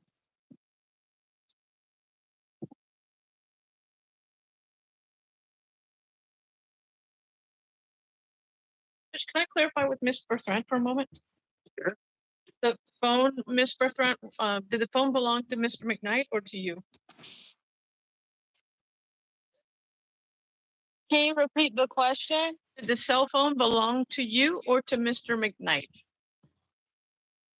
To Mr. McKnight. Judge, that would not be a robbery by sudden snatching if the phone belonged to Mr. McKnight. Date? So I don't know what she means by belongs to, like, did he originally pay for it, but it was yours? I think there's PC, Judge. Man, what do you mean by it was his? Like, is it your number? What do you mean if it's my number? Like, is it like his personal cell phone, or is it the cell phone that people call you on? I had the cell phone. He took the cell phone from me. It is his cell phone. Oh, so he grabbed his own cell phone from you? Correct. Okay, now I got it. Okay. What do you want to fight? No probable cause on count 2? Right. No probable cause. Count 3, there's probable cause. So I'll set a bond. Do you want a bond? Do you want help? Do you want pretrial? Or to be pretrial? And that's for pretrial, Judge. Okay. Pretrial services alternate bond, count 1 will be $1,500. Count 2, release outright. Or actually count 2, I'm just gonna do an ROR, excuse me. Count 3.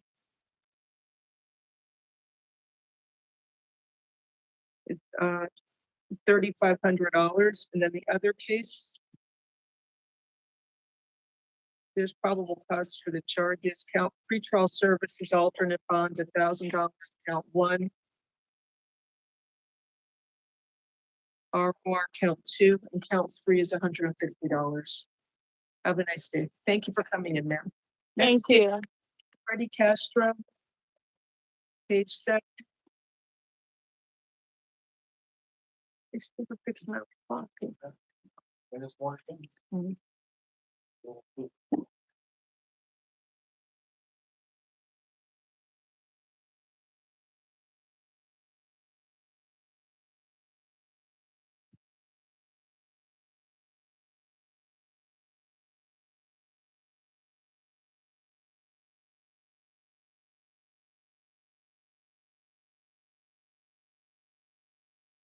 Mr. Castro is present.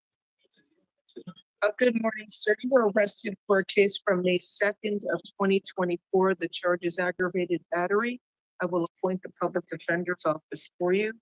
You're on probation for a case F19-12459.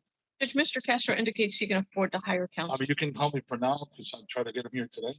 So if you want to interject with me. Do you have money to pay for? Yes, I do, Your Honor. So the PD, who's your private lawyer? I don't know the name yet. They're giving me the attorney. One of my employees is gonna give me the attorney.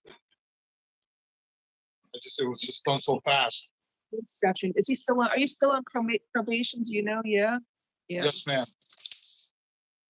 So the problem is because you're on probation, even though this happened almost, what, a year or 2 ago? It's from 2024. There's still a hope for you to see the judge tomorrow. You really should get a lawyer because you're supposed to see a judge tomorrow. You want me to reset it for the afternoon, give you a chance to get a lawyer in court? Or I can set a bond and you work on getting a lawyer to get somebody tomorrow. So the bond, like, get on, of course. Right, All he's right. not gonna be able to get out because he's on probation. He's gotta see a judge. Tomorrow. You can't get, because you're on probation, there's a hold because you picked up a new case while out on probation. Do you know when you were put on probation? The prior state, he was placed on probation in August of 21. Okay, so yeah, this should be properly a hold then. All right. You want me to set it for the afternoon, or I can set a bond and just work on getting a lawyer to go to court tomorrow? Your choice, whatever you like. Yeah, let's do that. Give me a bond, I'll get out, I'll get the attorney right away. You can't. Oh, okay, okay. That's a bond, you can't pay it. All right, no problem. You'll get a bond, you'll see your judge tomorrow, you can have your lawyer show up. Let me review this. Probable cause. Thank you, Your Honor. Second.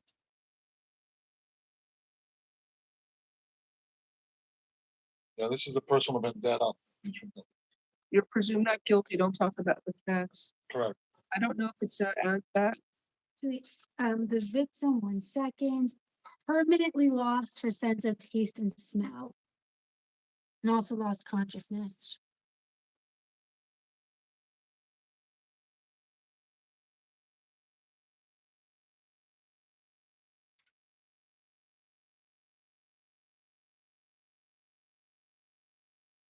Okay, I'll find probable cause for the charge. You're ordered to stay away from Anole Suarez, the alleged victim. No contact with the victim either directly, indirectly, in person, in writing, by telephone, or through third parties, and no contact with the victim through social media or other electronic means. And you must stay at least 500 feet away from the victim, her home and school, and place of employment at all times. Do not engage in any criminal activity. Do not use or possess illegal drugs. And do not use, purchase, possess, or carry a firearm, gun, weapon, or ammunition. You must immediately surrender any firearms, ammunition, and any concealed weapons permits to the nearest police department and follow receipt with the court. Do you understand the stay away order? That is correct, Your Honor. I do understand. I'll set his bond at $2,500. I lowered it for you, but you're gonna have to call an attorney and go see Judge Stuzen for your open probation case. Thank you, Your Honor. Thank you. Good luck to you. Just stay away from the victim. Next case is Kendrick Delgado, the death, page 7. Bond it out, Your Honor. Thank you. Moises Enciarta or Enciarte Mendez. Spanish, please. Yes. You were arrested for possession of cocaine within 1,000 feet of a school, possession of drug paraphernalia. Ok, señor, usted fue arrestado por estar en tenencia de cocaína a menos de 1,000 pies de una escuela y también de implementos para el consumo de droga. Resisting an officer without violence and trespass after warning. Resistirse a un oficial sin violencia y ingreso ilegal después de haber sido advertido. I will appoint the public defender's office for you. Le voy a nombrar la oficina de los abogados de oficio para que los representen. So no enhancement, count 1. Can we see how long he's been in Miami? I'm sorry? It should just be proper cause for possession of cocaine for count 1, Judge. I would ask for TAP. Okay, tu abogado está solicitando el programa de TAP. How long has you lived in Miami? About 6 years. Dice que usted vive aproximadamente 6 años en Miami. Do you show when he entered the country? Don't you have that information? I don't have that, but I do see that he was arrested out of state last year. Okay, yo veo que él fue arrestado fuera del estado el año pasado.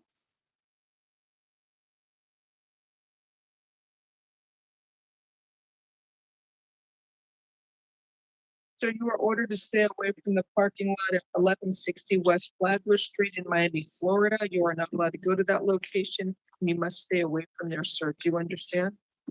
Ok, señor, usted no puede ir al estacionamiento ubicado en el 1160 West Flagler Street. Tiene que mantenerse alejado de ese lugar. ¿Entiende? Sí, su señoría. Yes, Your Honor. How long has he lived in Miami? ¿Hace cuánto tiempo que usted vive en Miami? Hace ya 6 años. It's been 6 years already.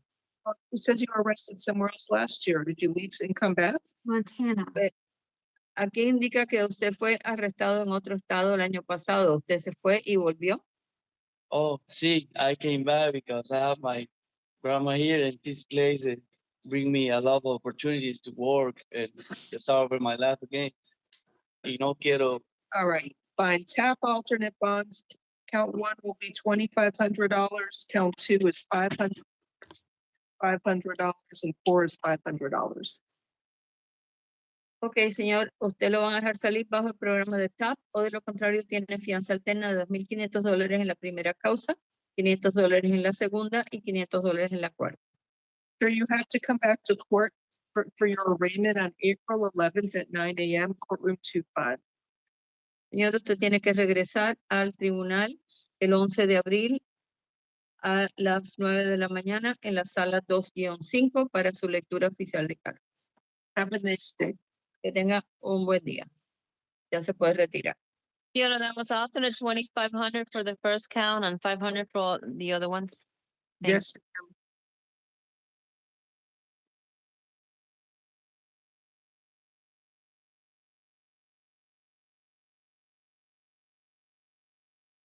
All right, good morning, Mr. Hernandez. Do you speak English? Spanish, please. Sir, you were arrested for false imprisonment and battery. I will appoint the public defender's office for you. Ok, señor, usted fue arrestado por aprisionamiento falso y agresión. Le voy a nombrar a la oficina del abogado de oficio para que lo represente. The false imprisonment may be a little iffy. I would argue very iffy. There's no allegations. I'd ask for no probable cause for count one. Yo solicito que no se encuentre motivo fundado para la primera causa. Good morning again. So, sir, I'm entering a stay away order from the alleged victim, Lynette Perez. Ok, señor, estoy emitiendo una orden de alejamiento de la supuesta víctima, Lynette Pérez. No contact with the victim either directly, indirectly, in person, in writing, by telephone, or through third parties. Usted no puede tener contacto con la víctima, ni directa ni indirectamente, ni en persona, ni por escrito, ni por teléfono, ni por medio de terceras personas. No contact with the victim through social media or other electronic means. Tampoco puede tener contacto con la víctima por medio de las redes sociales ni otros medios electrónicos. And you must stay at least 500 feet away from the victim's home and school and place of employment at all times. Tiene que mantenerse alejado al menos 500 pies de la víctima, de su vivienda, lugar de trabajo o estudios en todo momento. Do not engage in any criminal activity. Do not use or possess illegal drugs. Usted no puede involucrarse en ninguna actividad delictiva, no puede consumir o poseer drogas ilegales. And do not use, purchase, possess, or carry a firearm, gun, weapon, or ammunition. No puede usar, poseer, portar o comprar armas de fuego o municiones. You must immediately surrender any firearms, ammunition, and any concealed weapons permits to the nearest police department and file a receipt with the court. Usted debe entregar cualquier arma de fuego, municiones o permiso para portar armas ocultas al departamento de policía más cercano y presentar el recibo ante los tribunales. Sir, do you have to go to the victim's home to collect any of your personal belongings? Usted tiene que ir a la casa de la víctima para recoger alguno de sus artículos personales. No. Okay. No.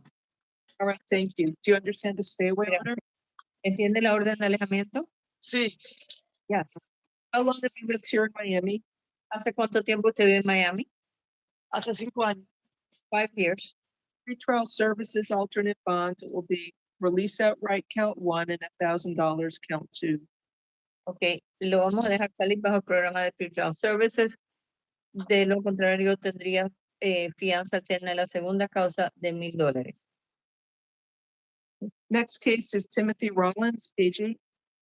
Hold that out. Thank you.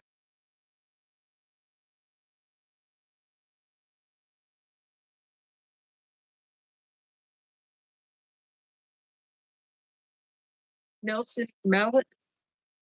Does he need an interpreter? Spanish, please. Good morning, sir. You were arrested for grand theft of a vehicle. Buenos días, señor. Usted fue arrestado por robo en mayor cuantía de un vehículo. I will appoint the public defender's office for you. Están nombrando la oficina de los abogados de oficio para que lo represente. There is probable cause for grand theft of a vehicle at third-degree felony. Existe motivo fundado por el robo en mayor cuantía de un vehículo, que es un delito mayor en tercer grado. For how long have you lived in Miami for? ¿Hace cuánto tiempo que usted vive en Miami, señor? Hace ya voy a cumplir un año el día 27. ¿Perdón? Voy a cumplir un año el día 27 ahora de marzo. It's going to be 1 year on the 27th of March. Well, pretrial tickets.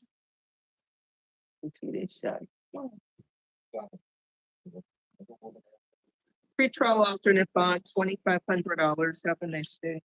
Ok, señor, lo van a dejar salir bajo el programa de Pretrial Services, o de lo contrario tendría fianza alterna de $2,500.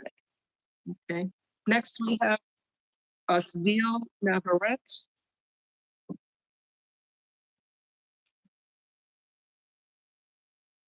Spanish, please. You should qualify for a program. Sir, you were arrested for possession of cocaine. I will appoint the public defender's office for you. Señor, usted fue arrestado por estar en tenencia de cocaína. Le voy a nombrar a la oficina de los abogados de oficio para que lo represente. Pretrial services alternate bond, $2,500. Have a good day. Usted va a salir bajo el programa de Pre-Child Services o de lo contrario tiene fianza alterna de $2,500. Que tenga un buen día. Next, we have Victor Jose. Also, free trial.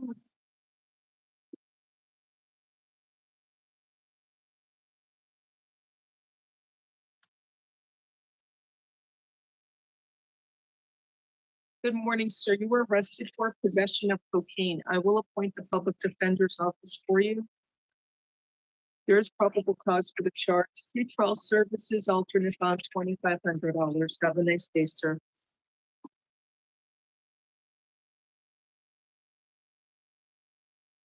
Next case is Nelson Rodriguez Dominguez on page 9.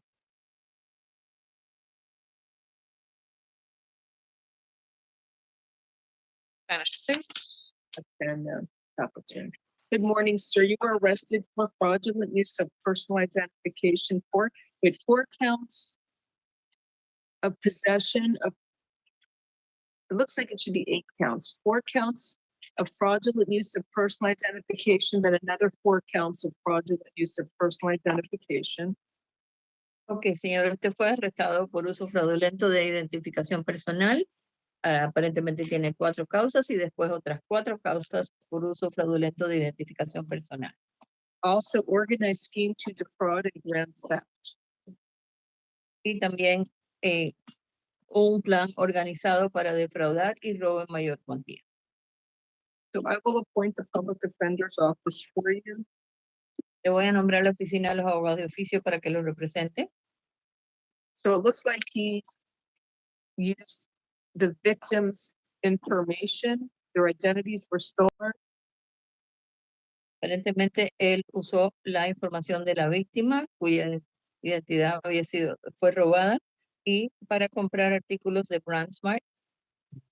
That's the used their social security number to get credit there. Usó el número de seguro social de la víctima para que le dieran crédito en la tienda. There's 4, how many different victims are there? 4 or 8? So Judge, he went to a bunch of different brand smarts, but some of them weren't in Miami. Aparentemente eran 4 víctimas, algunas fueron en BrandSmart, otras fueron en Miami. What, somewhere in Sunrise, so one here's in Sunrise. Aquí hay una que fue en Sunrise. I counted 5 in Miami. Here in Miami, does he have priors? ¿Cuánto tiempo hace que vive en Miami? So I found 5 incidents that happened at a Miami brand smart. No priors that I'm aware of, and again, I don't know how long he's been here. You show any other country? Yeah. Incidentes en Miami, en el BrandSmart. Yo no sé cuánto tiempo, no tiene antecedentes y yo no sé cuánto tiempo ha estado acá. You don't show any record. I do not. No tiene récord de cuándo ingresó al país. Okay. So you were ordered to stay away from the BrandSmart USA store at 7260 North Kendall Drive in Miami, Florida. Y ahora usted se le ordena mantenerse alejado del BrandSmart Store en la 7260 West Kendall Drive. En Miami. Store, you must stay away from there. I'm sorry? You're not allowed to go to the BrandSmart store and you must stay away from there. Usted no puede ir a esa tienda, tiene que mantenerse alejado de la tienda. Counts 1 through 5 is $5,000 each count. De las causas 1 a las 5 tiene $5,000 de fianza en cada una. 6 through 8, they'll put no probable cause, release outright. De las 6 a la 8 no existe motivo fundado. En esa saldría en libertad. Count 9, organized scheme to defraud is $7,500. En la 9ª causa de un plan organizado para defraudar, $7,500 de fianza. Count 10, grand theft will be $7,500. En la número 10, robo en mayor cuantía, son otros $7,500 de fianza. And unlawful use of a communications device is $2,500. Y el uso ilegal de un dispositivo para comunicarse, $2,500 de fianza. Plus a Nebbia requirement, you have to show the money used to post your bond is from a legitimate source of funds. También tiene un requisito Nevia, se tiene que demostrar que el dinero utilizado para pagar fianza viene de de algo legal. That's plus house arrest with level 3 house arrest. Tendría arresto domiciliario nivel 3. All right. Good day, sir. Muy bien, ya se puede retirar.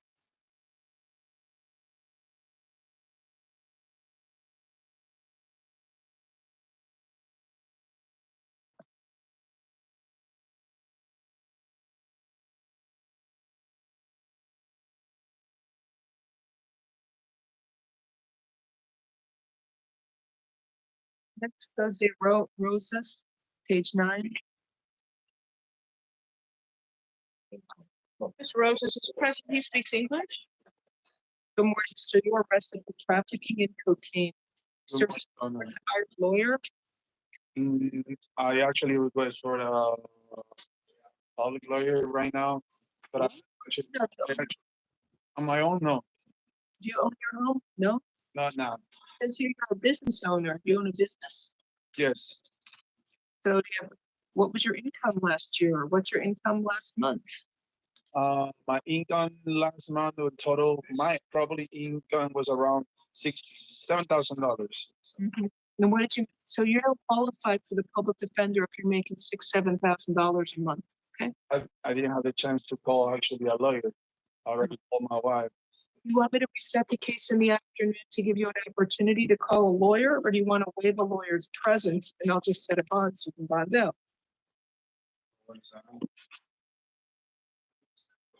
She'll set a bond, then you can call a bondsman and post a bond to get out, and you'll have court for month. Okay, so yeah, definitely. Okay, so let me.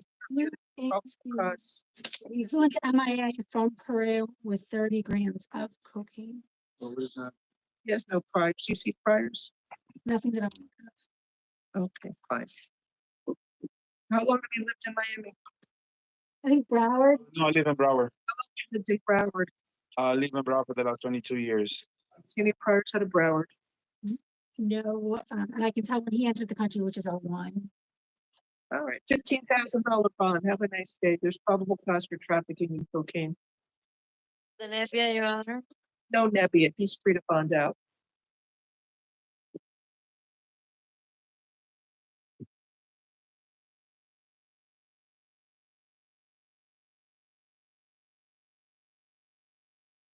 Next case is Justin Rodriguez Contreras, page 10. Good morning, sir. You were arrested pursuant to an arrest warrant charging you with accessory after the fact to a capital offense. Sir, can you afford to hire a lawyer? Can you afford to hire an? Yes, ma'am. You want me to reset this case in the afternoon to give you a chance to have a lawyer present? Well, I was told that this is just like a first hearing, first appearance. I don't know if you would recommend me. I could get a lawyer, but You're 18. You got money to pay for a lawyer? Are you working? I don't work. I go to college. I'm appointing the public defender's office. Okay, let me review.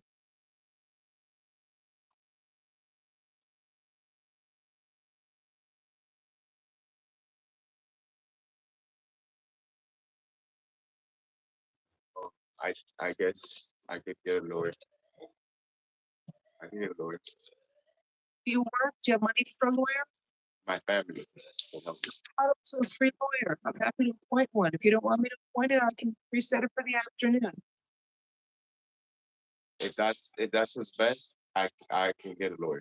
Best that you have an attorney. I'm happy to appoint a free lawyer for you. You don't want one? No problem. No, I mean,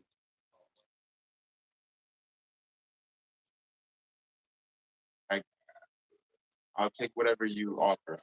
I'm offering you the free lawyer. Okay, thank you.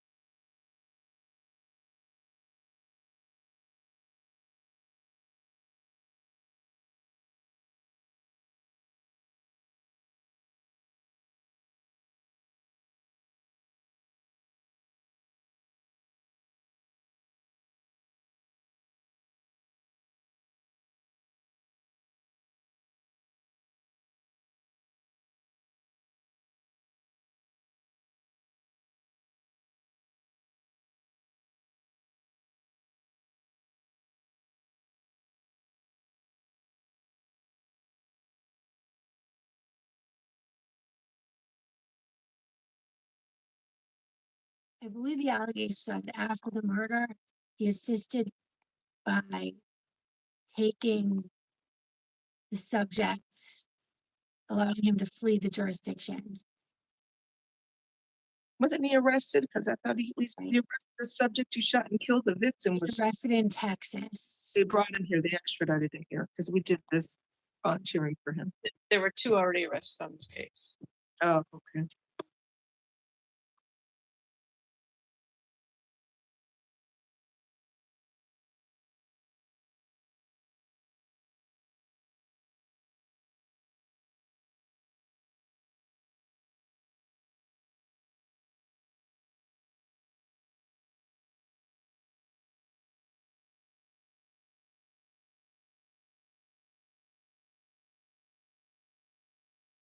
So after the victim was killed, his vehicle was captured traveling across multiple states in westbound direction, arriving in the area of Houston, Texas. That's where Mr. Clark, the shooter, was arrested. Okay.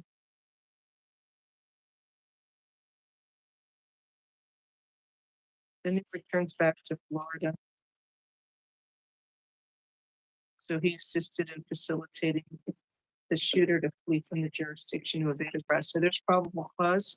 Judge, I would ask you to find no probable cause. There's nothing indicating that Mr. Rodriguez Kondratovich was aware of the incident. You just get in a car and drive somebody to Texas. Well, it depends on the circumstances, Judge. Yeah, a judge already signed the warrant. Probably. But it's missing a key component, Judge. Just driving a car with somebody doesn't mean that you're aware of the underlying allegations that are in the arrest affidavit and the arrest warrant. Okay. So a judge has already found probable cause. I just want to see how soon after the murder he's seen at the defendant's house before he flees to Texas. After the homicide, subject Clark ultimately traveled to the Hialeah area. Subject Clark received 2 calls from a phone number. The number is associated with, let's see, this defendant, Mr. Justin Rodriguez Kondratovich.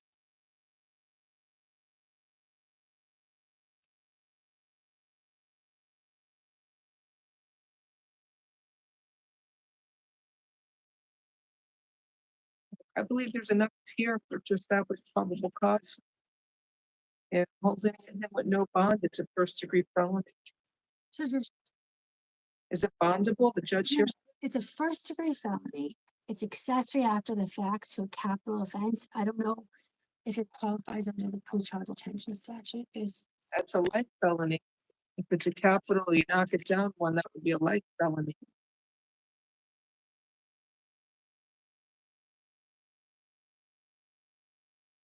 Do you want to file a motion for pretrial detention? That way he'll go before a judge tomorrow.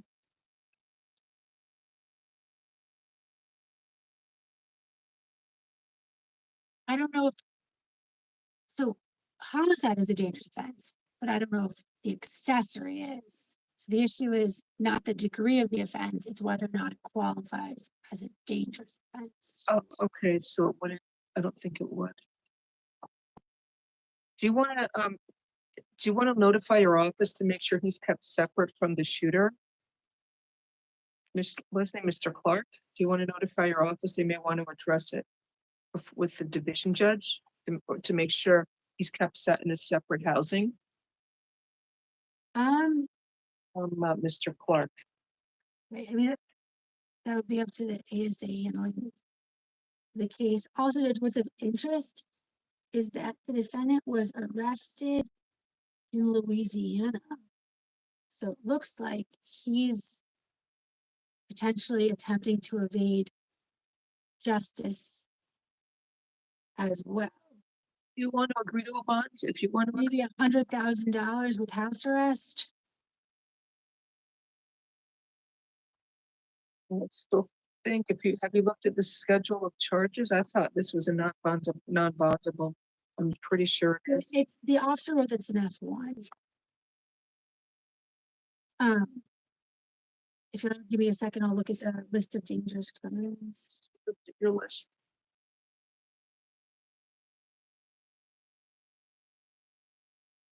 We're next to the computer. We have a chance. All right, here we go. Let's see.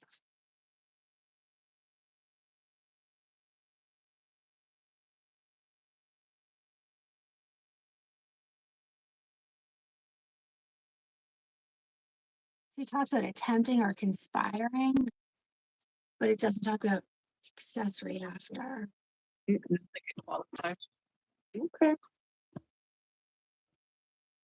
Judge, I would ask if you would consider setting a bond. Mr. Rodriguez attends college at Miami-Dade. He lives with his father and he works with his brother. My older brother. His oldest brother has a remodeling company that he works for. I set his bond at $25,000. Judge, he's arrested in Louisiana. And it looks like he was arrested maybe after the shooter. I think he's an extreme flight risk. I'm gonna do bond plus house arrest, $25,000 bond plus house arrest with a GPS monitor. I'll do level 3 house arrest. Give him a curfew from 11 p.m.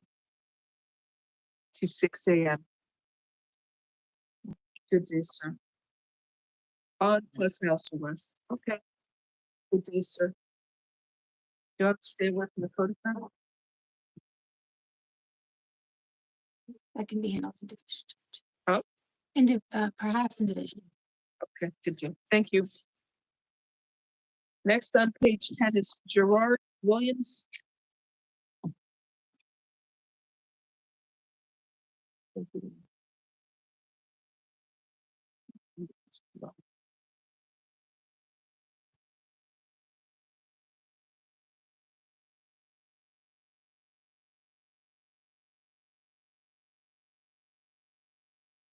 Good morning, sir. You were arrested for possession with intent to sell cocaine, possession of cannabis, more than 20 grams, and resisting an officer without violence.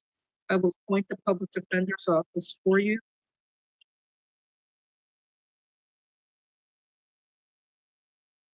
No, 2 grams of cocaine. I'm not sure about the intent, Judge. He had cash, that's why some cash. Count 1 is possession of cocaine. I want to check these no priors. It's not a small amount of cocaine was drawn to set a bond, and then there was the over $12. Signal 200. Maybe tap alternate bond, $2,500. Count 1. Count 2. Possession of cannabis, ROR. Count 3. Resisting without is $500. Have a nice day. No state's objection.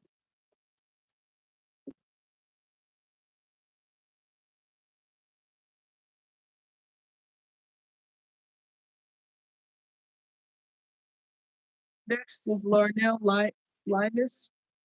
He's out on probation, hold for F21-21388.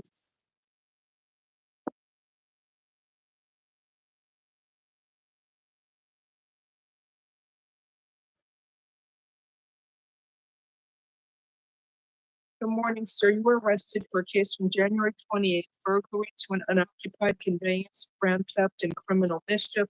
In a second case, possession of a firearm, weapon, or ammunition by a convicted felon. I will appoint the public defender's office for you. There was surveillance that showed the burglary. But I think it says $300 plus the laptops in the purse, but I don't know if there's a total value. I saw it. Okay. 2 laptops, $300. And the first, oh no, I didn't see the total value. You're right. And count 3 would be an M2.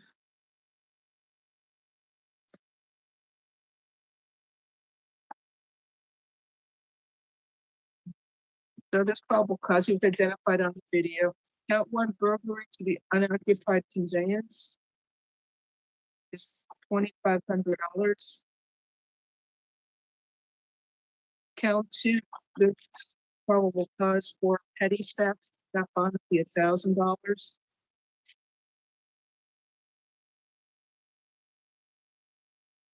In count 3, there's probable cause for criminal mischief, $150.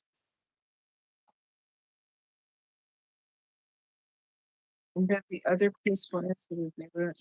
The other case, Judge, it says that he's on probation, but I don't know if it necessarily says he's a convicted felon. So I pulled a felony conviction. F21-21388. He was adjudicated guilty, multiple felonies. That was on February 17th of 23.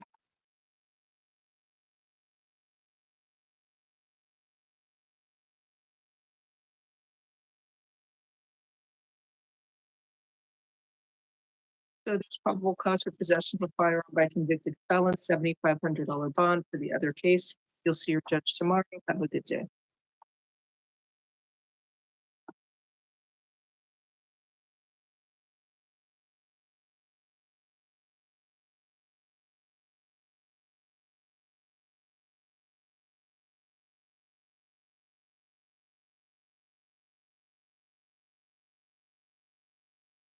Next is Leonard Roche, page 10.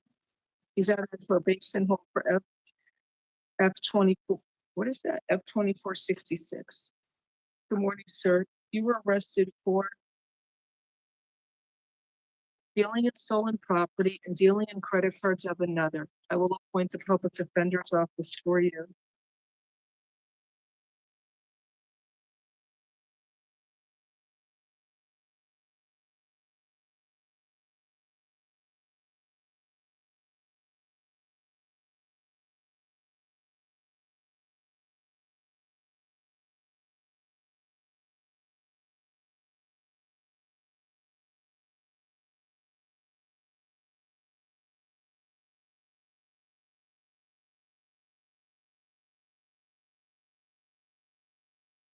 There's probable cause for dealing in stolen property and dealing in credit cards of another. Bonds on count 1 is $7,500 and count 2, $2,500. And you'll see your judge tomorrow. Good day, sir.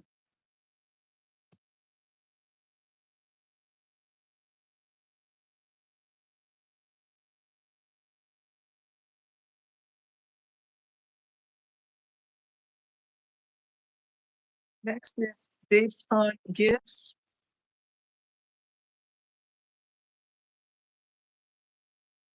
Good morning, Mr. Gibbs. So you were arrested pursuant to an arrest warrant charging you with possession of a firearm by a delinquent and unlawful possession of a machine gun. So I will appoint the public defender's office for you. I need a moment to review the warrant for the arrest warrant for probable cause.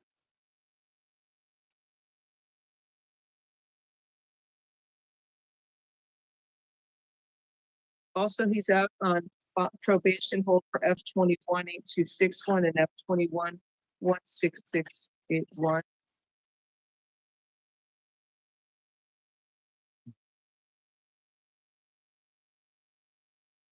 Listen, they're both bondable offenses. The judge wrote no bond. It should be $7,500 each count, right? $7,500 count 1, $7,500 count 2, and you'll see your judge tomorrow. Thank you.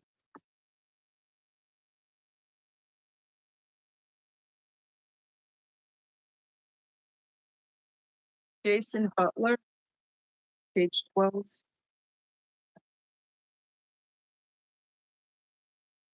Good morning, Mr. Butler. You were arrested pursuant to an arrest warrant charging you with 1 count of second-degree murder.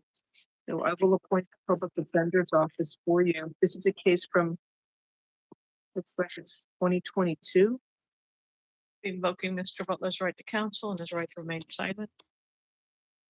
And he has to hold for Broward. So it's alleged he killed his roommate, wrapped the body in plastic and kept it there for a couple of days. Pretty gruesome. Then he dragged the body to another place.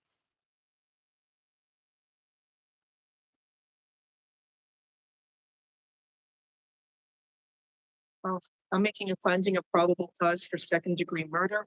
I'm going to grant the state's motion for pretrial detention pending final hearing pursuant to Florida statute 907.041, and I'm going to hold you with no bond. You will see a judge tomorrow, and that judge will set a final hearing on the state's motion for pretrial detention. Good day, sir. Count two, Judge. Oh, I'm sorry. Count two. I only have one count.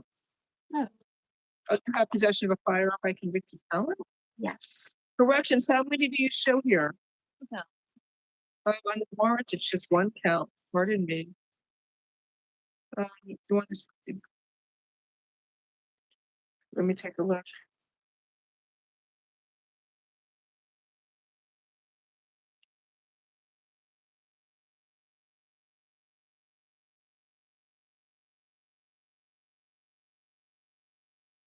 Works at state he's a convicted felon. That's what I'm looking for. I have his priors that show it's a convicted felon. We could do a dollar on it if it's not in the warrant. Or show me one of his priors. He has a lot of them. I can do that. Judge. Give me 1 second.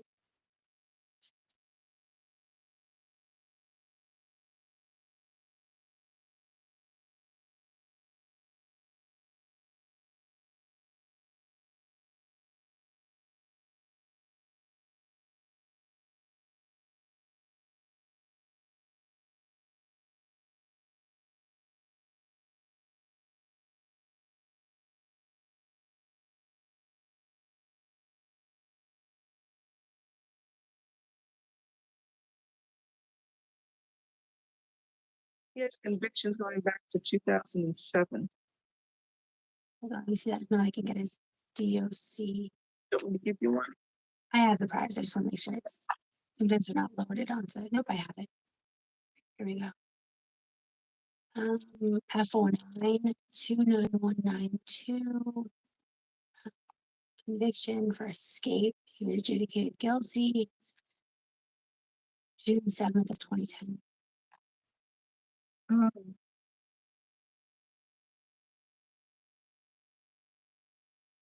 So there's probable cause then for count two, possession of a firearm by a convicted felon.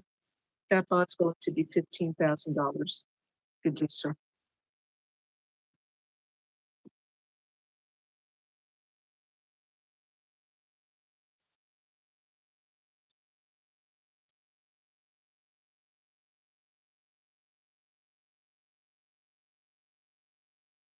One second, please.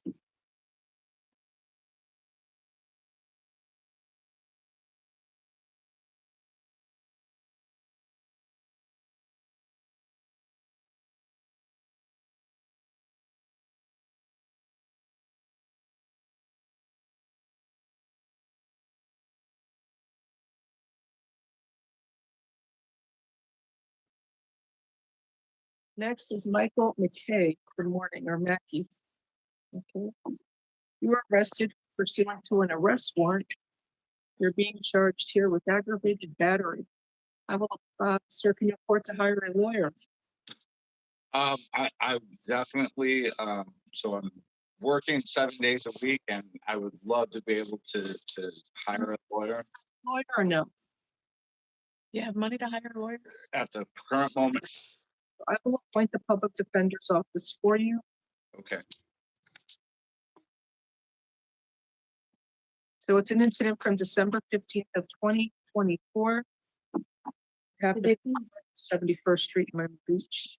The victim sustained a laceration to the back of the head requiring staples. There's probable cause for aggravated battery. You're ordered to stay away from Lazaro de Jesus Urita. No contact with that alleged victim, either directly, indirectly, in person, in writing, by telephone, or through third parties. And you must stay at least 500 feet away from the victim, victim's home, school, and place of employment at all times. Do you understand the stay away order, sir? Yeah, absolutely. All right. I'll set the bonds at $5,000. Have a nice day. Next, Christian Nieves, page 12.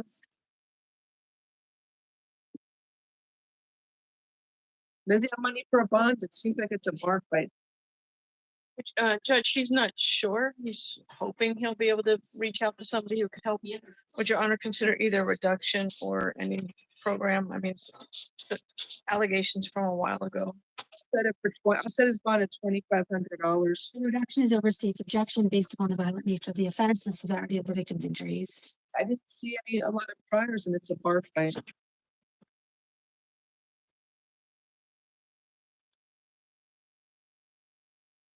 Next, we have description Nieves, page 12. Sir, good morning. You were arrested for 3 cases: grand theft, burglary, grand theft, and grand theft. We'll go case by case. The first one's from yesterday, the grand theft and burglary, possession of burglary tools. Public Defender's Office is appointed for all the cases. Which numbers, what case numbers that, Judge? 55067. 67, I don't think there was a value on the bike, and there's an issue with the burglary tools.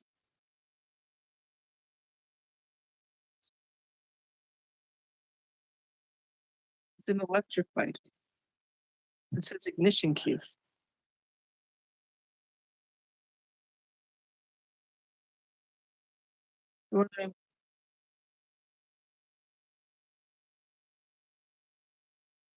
He's stealing property from the high school, some kid's bike.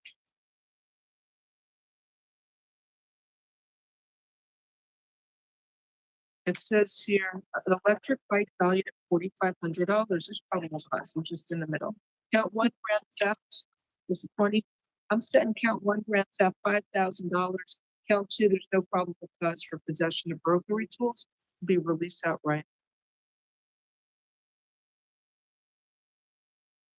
You can order this there from the high school, but 450 Bird Road. What high school that is? 450 Bird Road. Coral Gables High School. Stay up. Let me see. Okay. If Mr. Nieves does not have funds for a bond, would your honor consider house arrest for him as an alternate? No, setting a bond. Stay away from Coral Gables Senior High School at 450 Bird Road in Coral Gables, Florida. You're not allowed to go to that location. You must stay away from there, sir. Okay, Your Honor.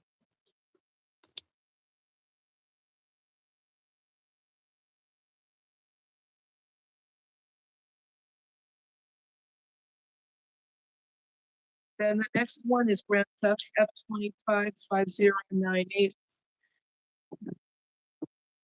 It's another electric bike valued at $1,100. So this bond is $2,500. It's from the Lowe's Hotel. We stole that one. This one's a $2,500 bond. And then the last one, F255068, is a grand theft from March 3rd. We stole somebody's bike, a Trek Marlene 6 with modifications valued at $1,100. All right, I'll set this bond at $1,000. Have a nice day. Next case is Jerome Everett. Page 13. Good morning, Mr. Everett. You were arrested for fraudulent use of a credit card and petty theft. Public Defender's Office is appointed for you.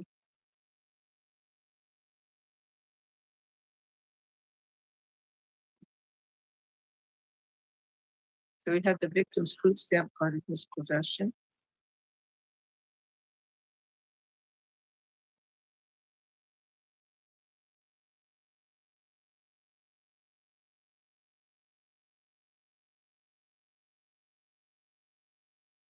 Count 1 is probable cause $2,500. Count 2 probable cause of petty theft $150.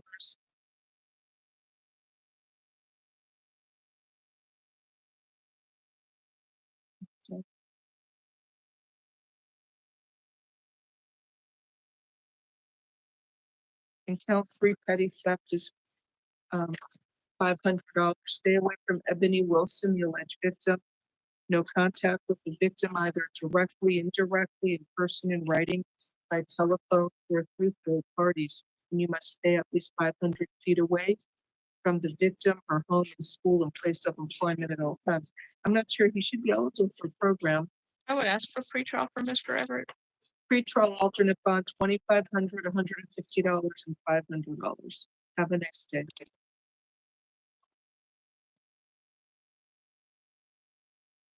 Next is Winfred Lee.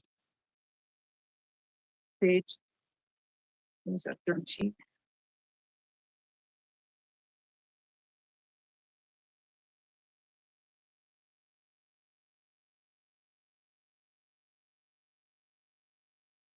Good morning, Mr. Lee. You are arrested for aggravated battery. I will appoint the public defender's office for you.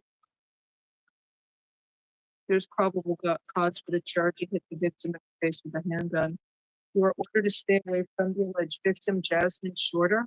No contact with the victim, either directly, indirectly, in person, in writing, by telephone, or through third parties. No contact with the victim through social media or other electronic means. And you must stay at least 500 feet away from the victim, her home and school and place of employment at all times. Do not engage in any criminal activity. Do not use or possess illegal drugs, and do not use, purchase, possess, or carry a firearm, gun, weapon, or ammunition. You must immediately surrender any firearms, ammunition, and any concealed weapons permits to the nearest police department and file a receipt with the court. And sir, is she's out of your house? Is she? Yes. All right.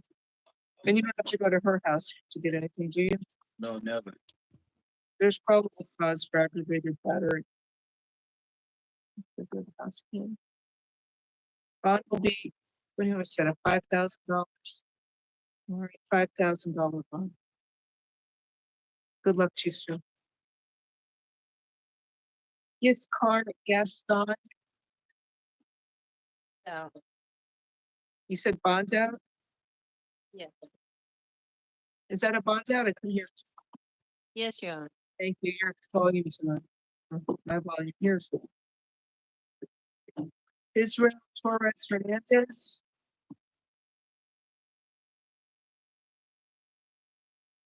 Good morning, sir. You are arrested for strong arm robbery. I will appoint the public defender's office for you. Señor, usted fue arrestado por robo a mano fuerte. Le voy a nombrar al abogado de oficio para que lo represente. There is probable cause for the charge. Existe motivo fundado para esta acusación. You are ordered to stay away from the alleged victim, whose initials are JSC.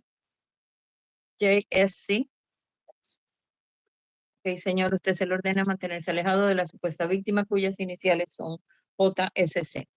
No contact with the victim, either directly, indirectly, in person, in writing, by telephone, or through third parties. No puede tener contacto con la víctima ni directa, ni indirectamente, ni en persona, ni por escrito, ni por teléfono, ni por medio de terceras personas. No contact with the victim through social media or other electronic means. No puede tener contacto con la víctima por medio de las redes sociales ni otros medios electrónicos. And you must stay at least 500 feet away from the victim, their home, school, and place of employment at all times. Y tiene que mantenerse alejado en todo momento de la víctima, del lugar de vivienda, estudio o trabajo. Do you understand the stay away order? ¿Entiende la orden de alejamiento, señor? Okay, bond is $7,500. Have a nice day. Ok, señor, la fianza son $7,500. Que tenga un buen día. Next is Renata Mendiola.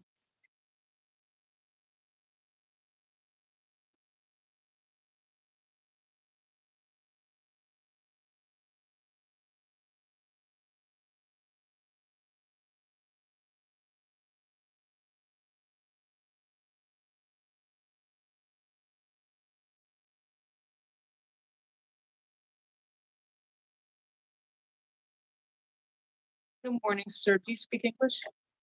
Yes. Arrested for aggravated battery on a person aged 65 or older in possession of a controlled substance called ketamine. I will appoint the public defender's office for you. So, is there an age? I didn't see it, if it's there. Is this a hospital case, or does he have somebody somewhere else he can stay?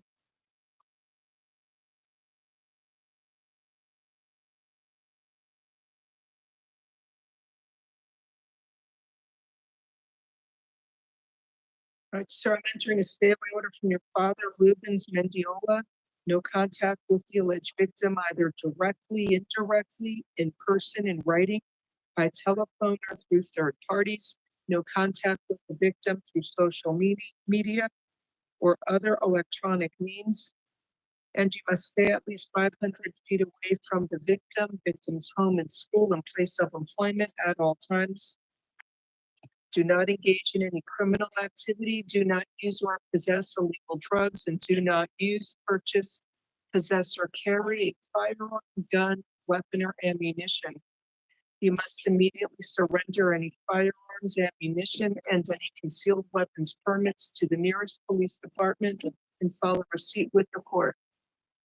And you may return to the victim's residence one time only within 48 hours of your release from jail. You must be accompanied by a police officer so that you can retrieve your personal clothing, health items, medication, personal and business-related paperwork, and work tools. If you go to the victim's home without police, or if you stay there, you will be arrested. Do you understand the stay away order? Yeah. This is something that my dad requested. What do you want me to the hospital? Judge, no, not at this time. Does he have anywhere else he can stay? He believes he could find another place to stay with a friend, Judge. I'll give out pretrial services, alternate bond. One is $1,000. There's probable cause for battery on a battery. And then count two, there's probable cause for possession of the ketamine. That's $2,500 bond. Have a good day, sir. You know, what was the alternate for count one? $1,000. You gotta give me 1 second.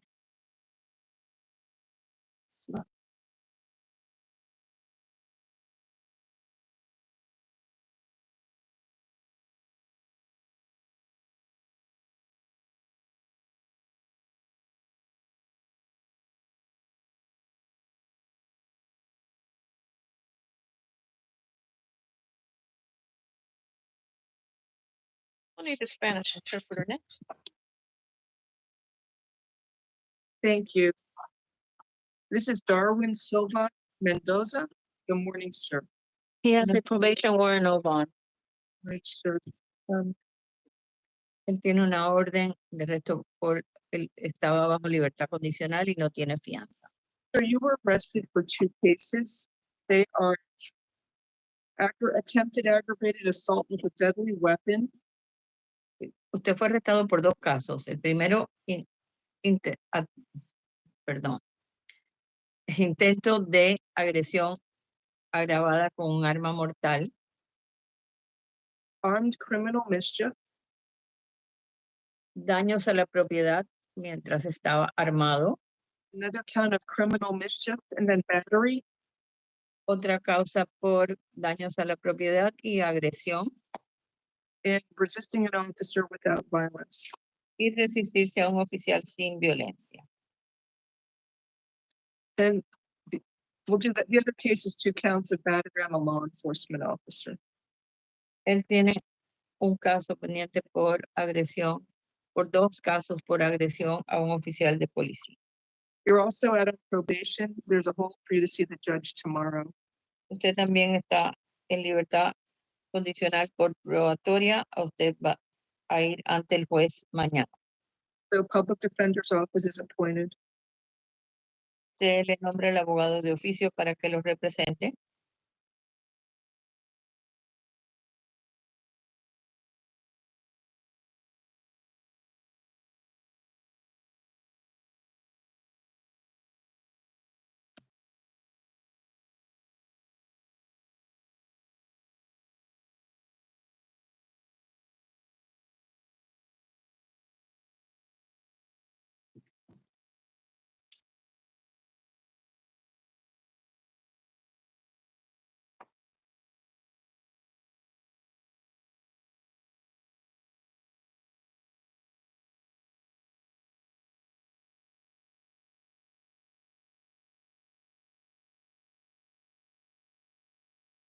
So count 1, there's probable cause for aggravated assault with a deadly weapon.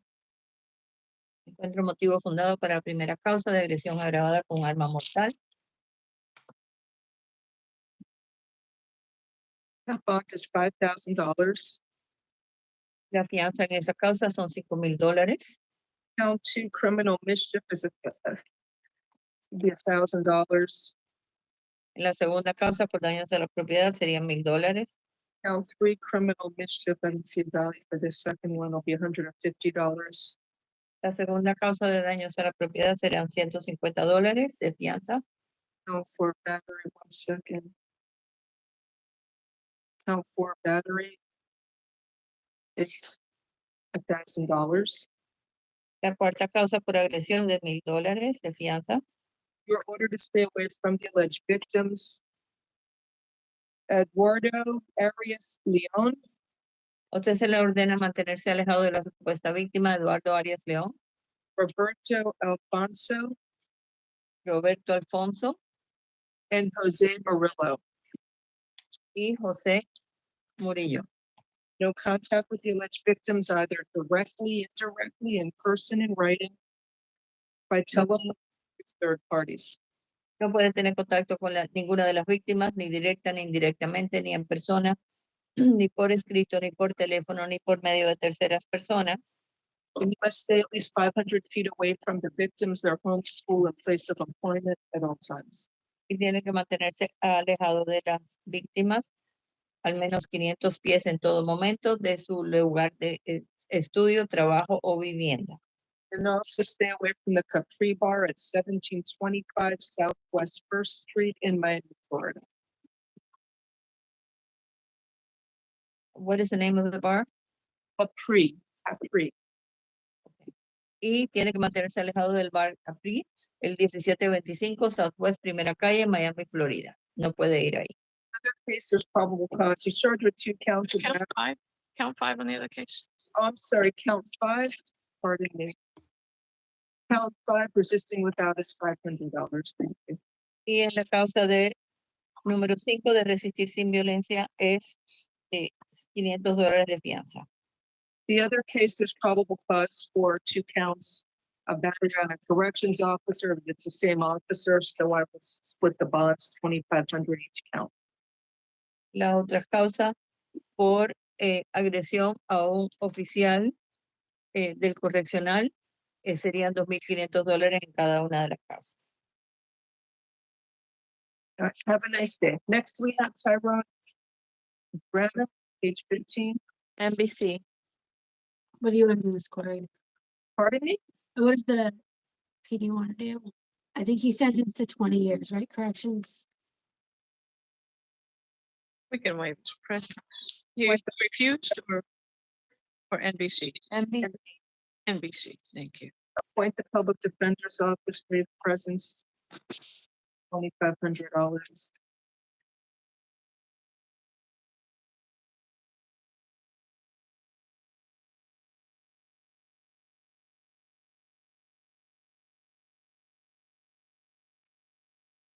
Then we have William Howard, page 16, added charge. NBC, Your Honor. The only thing he's in custody corrections on is the strong arm. Yes, You know the bond on that corrections? 7,500. We can reset them for that. Okay, there's probable cause for the charge. We set it in the afternoon.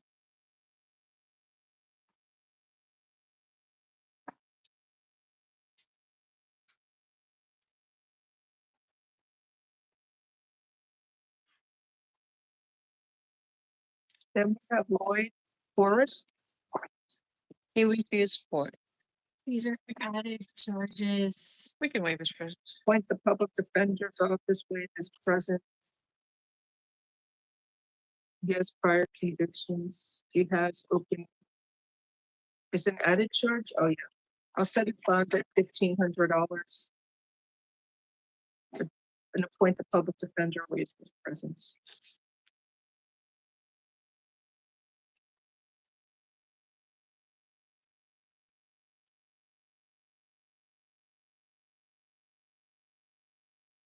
Then we have Wayne Dillon, page 17. NBC. Let's see if anything else. Corrections, what's his bond on the open felony? 2650. You want me to reset it? Yes, please. There's probable cause for the charge. We set it for the afternoon. Was it refused or NBC? NBC. Okay, thanks. So can we start at 1:30? Sure. Yes.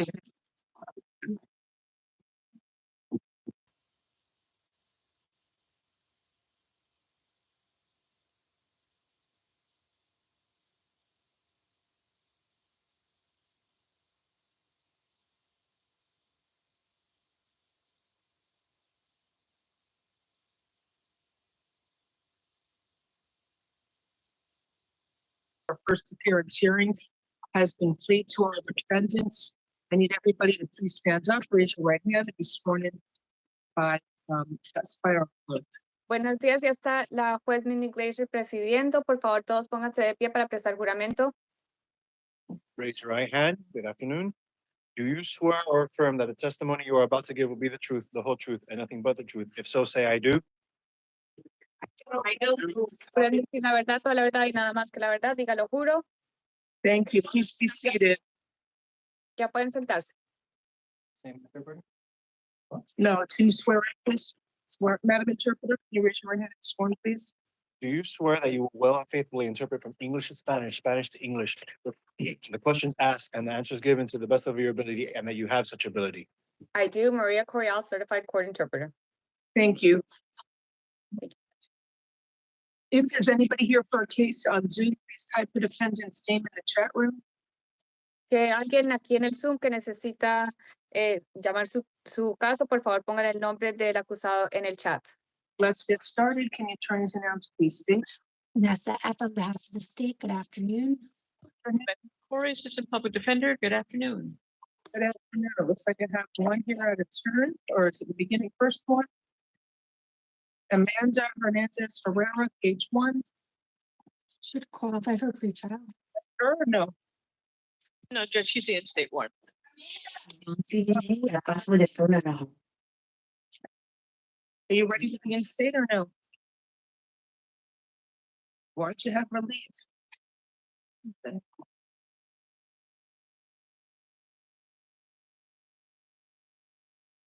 Okay. Is this Amanda? Hello? Amanda's a bond out. Yes. Yeah. I'm on Zoom right now. I'm not ready to call his case. She promote a lawyer that I didn't approve. I don't point out the lawyers. They see what they do. They disrupt me. So is this Amanda Hernandez Herrera or no? No, Judge, she's a bond out. Or bond out? I missed that. The attorney was talking.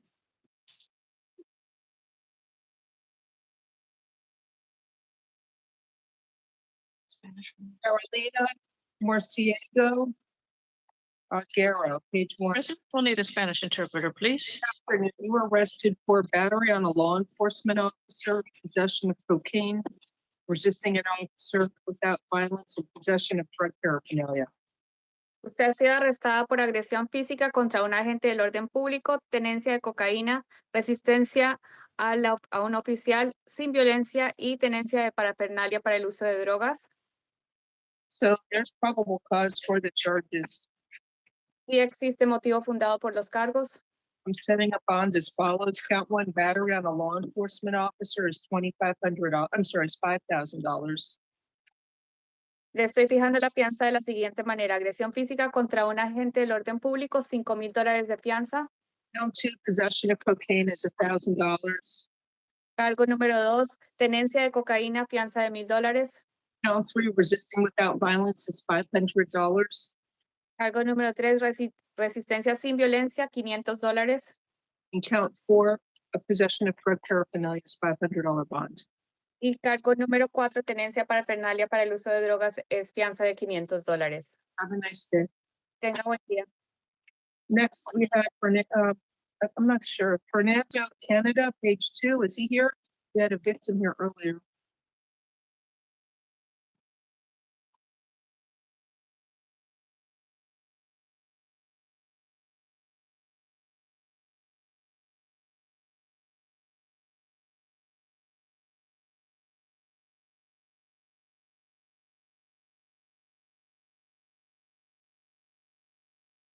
Is he here now or no?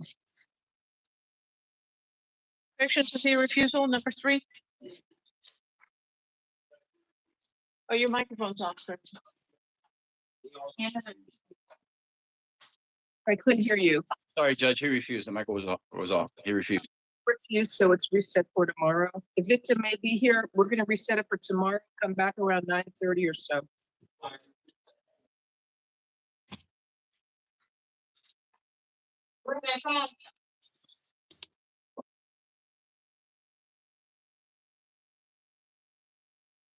I have one for the, let's see, Rodney Bruton, page 2.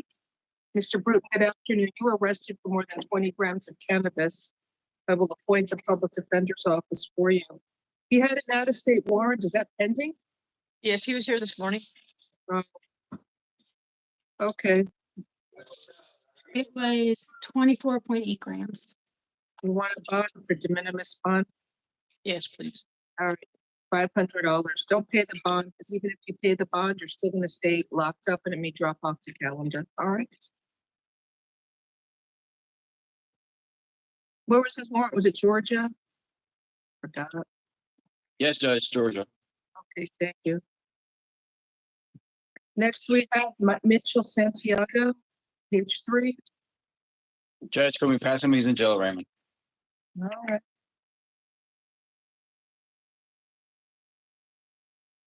Fernando Labona.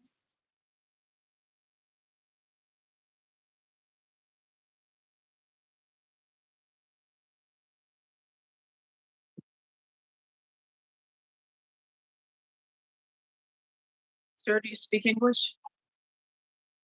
What is this one go to get out of turn around? I don't. Good afternoon, sir. Do you speak English? This is Fernando. What happened to Santiago? Passing in jail. Okay, so this is Fernando Yabona. He speaks English. I don't have his arrest affidavit. Yeah, no arrest affidavit. Thank you. Good afternoon, sir. You were arrested for armed robbery with a firearm or deadly weapon. It's from March 9th. I will appoint the public defender's office for you.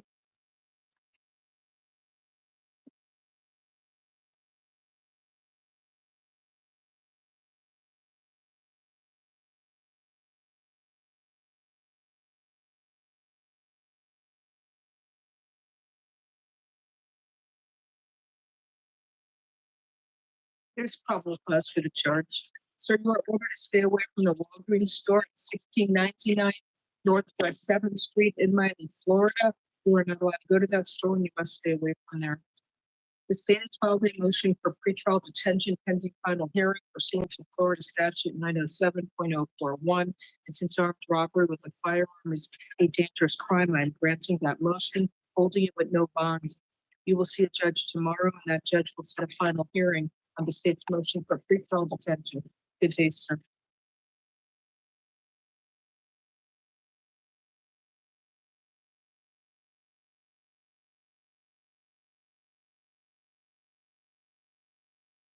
I've been Carvajal, page 3. Judge, can we pass it? He's in jail, Raymond, also. Okay. Then we have Tevin Bell, page 3. Hi, Mr. Bell. Come on down. You're on probation. There's a hold for F21-1562, F21-10431A. And in this case, you're charged with possession of a firearm by a convicted felon and carrying a concealed weapon. Public defender's office will be appointed for you. So I need a review or probable.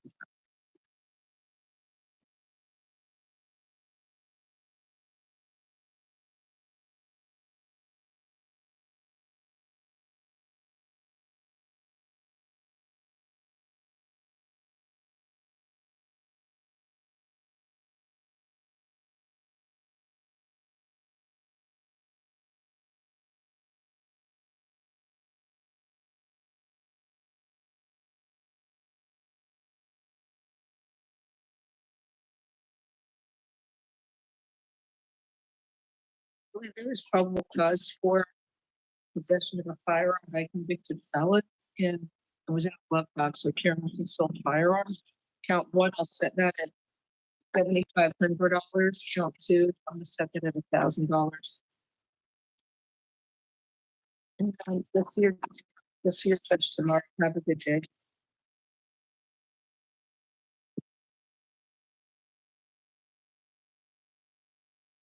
Chris, which one's next? This one, Christopher Martinez.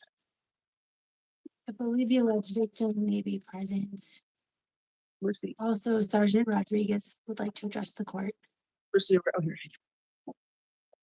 here. Okay.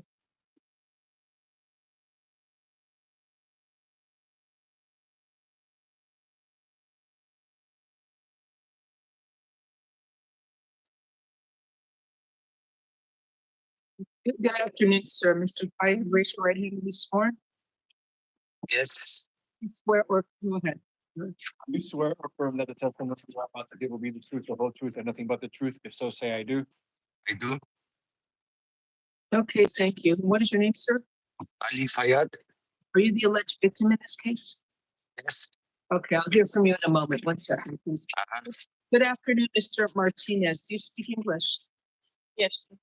You were arrested for aggravated assault with a deadly weapon and 1 count of criminal mischief, $1,000 or more in damage. I will appoint the public defender's office for you. It's the alleged victim is here, Mr. Fayad. Sir, what did you want to tell the court, Mr. Fayad? I want to tell the story. Excuse me? Should I tell the story? I don't know. Why'd you come to court? What'd you want to say? Mr. Martinez,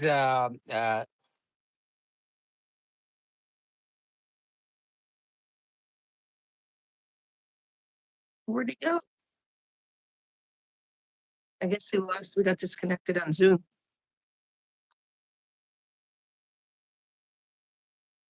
Sergeant Melissa here. Rodriguez, can I speak on Mr. Martinez? All right, raise your right hand and be sworn, please. The clerk will swear you in. Raise your right hand. Do you swear or affirm that the testimony you are about to give will be the truth, the whole truth, and nothing but the truth? If so, say I do. I do, Sergeant Melissa Rodriguez, Miami Beach Police Department. Okay. Yeah, so Mr. Martinez is a habitual offender in our city. He's been arrested he's been arrested 85 times within our city. He keeps escalating in his criminal behavior, drinking in public, disorderly conduct, disorderly intox, burglary, robbery by sudden snatching, theft, and now, aggravated assault with a knife. So I'm here to request an elevated bond because he is a danger to the community. Miss Seth, why did you show he entered? Is he from Miami? Is he? I'm sorry. Where's he from? When did he move here? Because his arrest started occurring in 2020. It looks like. I see 2019. So I don't know. So sometimes I have priors that show me an entry date. Sometimes I don't. These priors don't show it. Or maybe when he moved here to Florida. Okay. So what are you asking for? An increased bond? Yes, Your Honor. Obviously, a stay away order from the victim and his business. Okay. Mr. Fayad, he wanted to. He's coming back on. Oh, okay. The judge, the defendant, he was sentenced to 364 in June. And then he's got a 54-day sentence from January. And he was sentenced to 30 days earlier this month. Today's only the 12th. Maybe you need to be going to the courtroom where these division judges are to address any possible issues, because they're the ones that keep releasing them. Not this court. Yes, Judge. Sir, you are ordered to stay away from the alleged victim, Ali Fayad. No contact with that alleged victim, either directly, indirectly, in person, in writing, by telephone, or through third parties. And you must stay at least 500 feet away from the victim, his home, school, and place of employment at all times, and stay away from the Samaya Smoke Shop at 1419 Washington Avenue in Miami Beach, Florida. Do you understand the stay away order, sir? Yes, sir. All right, you gotta stay away from the victim. So it talks about the windows estimated at $1,000. So probably a first degree misdemeanor because you can't establish it's over 1,000. We can see what Mr. Fayed has to say about the damage. Oh, is it here? Yes, Mr. Fayed, do you mind turning on your camera? Yes. Okay. You're at the store, correct? Yes, I'm at the store, but I don't know how to turn the camera. Oh, because I was gonna see if you could show the judge a picture of the damage. Um, Did you get somebody out there to give you an estimate on how much it's gonna cost to fix? they on their way today, but they roughly told me like 1,000 Who'd you speak? subs. The glass company, Nation Glass Company, to Mm. buff the glass, the two windows from the scratches. Yeah, because it's gonna take like 4 hours work. So it's labor plus the materials. Yeah. Okay, Ms. Corey, did you have any questions for Mr. Fayad? No, Judge, thank you. All right, thank you. Thank you. 1 second. The state's requesting 15,000 on count 1, 5,000 on count 2. 1 second. Judge, Mr. Martinez is currently homeless. He does not have funds for a bond. I would ask. Well, I guess the SAP program would not accept these charges, so I would ask for a nominal bond. So he's damaging multiple windows of the victim's business with a knife, and then he threatens the victim when he comes out to see what's going on. He's swinging the knife in the victim's face. So there's probable cause for the charges. Looking at his priors, all of those priors, I was just looking at them. Here they are. So from 2020 to present, as Sergeant Martinez testified to, he's been arrested 85 times in the city of Miami Beach, which is a lot, given that we're just at the beginning of 2025, so that's in the last 4 years. A lot of the cases are dismissed or null prossed, but he has conviction for disorderly conduct from March 3rd, criminal mischief from March 3rd, a nuisance charge where he was convicted, trespass, that's only from this year. Last year, he had a 24-day sentence for disorderly conduct, a burglary conviction from June of last year, 364. I guess he didn't do all the days because he's here. He got out within 364. Anyway, that being said, I'm gonna set a bond. I think an increased bond is warranted. Count 1 will be $15,000 for the aggravated assault with a deadly weapon. Count 2, criminal mischief. I'm gonna set that bond at $2,000. Have a nice day. Thank you, the Sergeant, for coming in. Thank you for Mr. Fayad for coming in. Thank you. Good day. Thank you, Judge.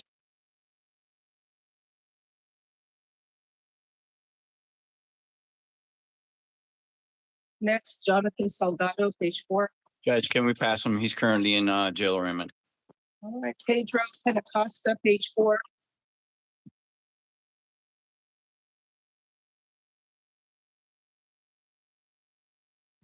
Please. Good afternoon, sir. You were arrested for driving a suspended license, third or subsequent conviction. I will appoint the public defender's office for you. Buenas tardes, señor. Usted fue arrestado por manejar con la licencia suspendida tercera o siguiente vez. Puede asignar el abogado de oficio para que lo represente. I'll find probable cause. There's also probable cause for driving with the license revoked since he had a DUI suspension.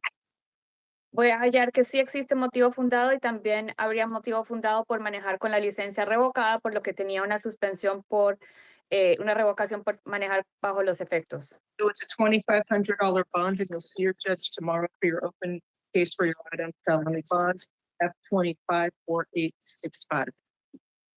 Entonces, le voy a fijar fianza de $2,500. Mañana se ve con el juez de la división por el caso F254865.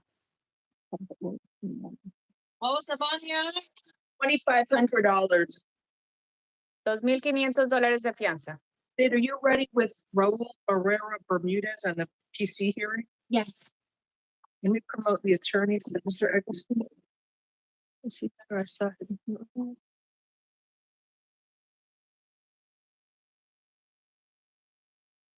Can you please bring in Raul Barrera Bermudez, and is there a officer here for that? Judge, I'm just gonna address.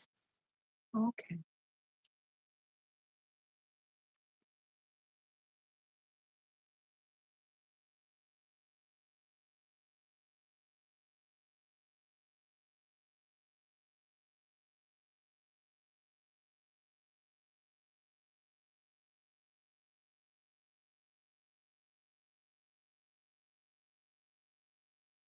Good afternoon. He needs the interpreter.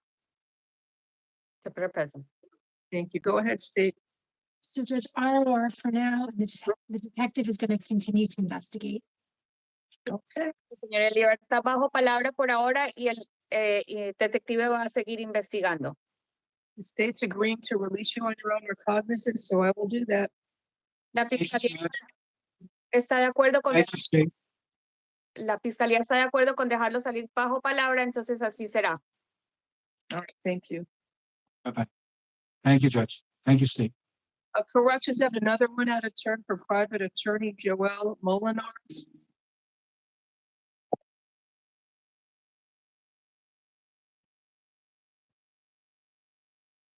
Mr. Molinar's out on probation. There's a hold for F24-4541, F24-45438, F24-9278. So you're arrested for a couple of cases, 3 of them: fraudulent use of personal identification, possession of a controlled substance called THC, possession of a firearm by a convicted felon or delinquent, possession of THC, possession of marijuana, fraudulent use of personal identification. So your attorney is here on Zoom. Good afternoon, Mr. Payne. Hi, Judge. How are you? Do you have any arguments at all regarding probable? Well, I'd like to address them one at a time if I could, but very briefly. Let's As start to- 25-5138 with all those charges. Okay, with respect to that, Judge, I would note that the firearm charge essentially it alleges that he was observed on a video in possession of a gun. I have nothing to challenge that at this particular time. With respect to count 2, basically saying that there was some THC vials found on the front patio of his home. That's not, I don't believe that establishes PC. There are other people that live at that house, that visit that house.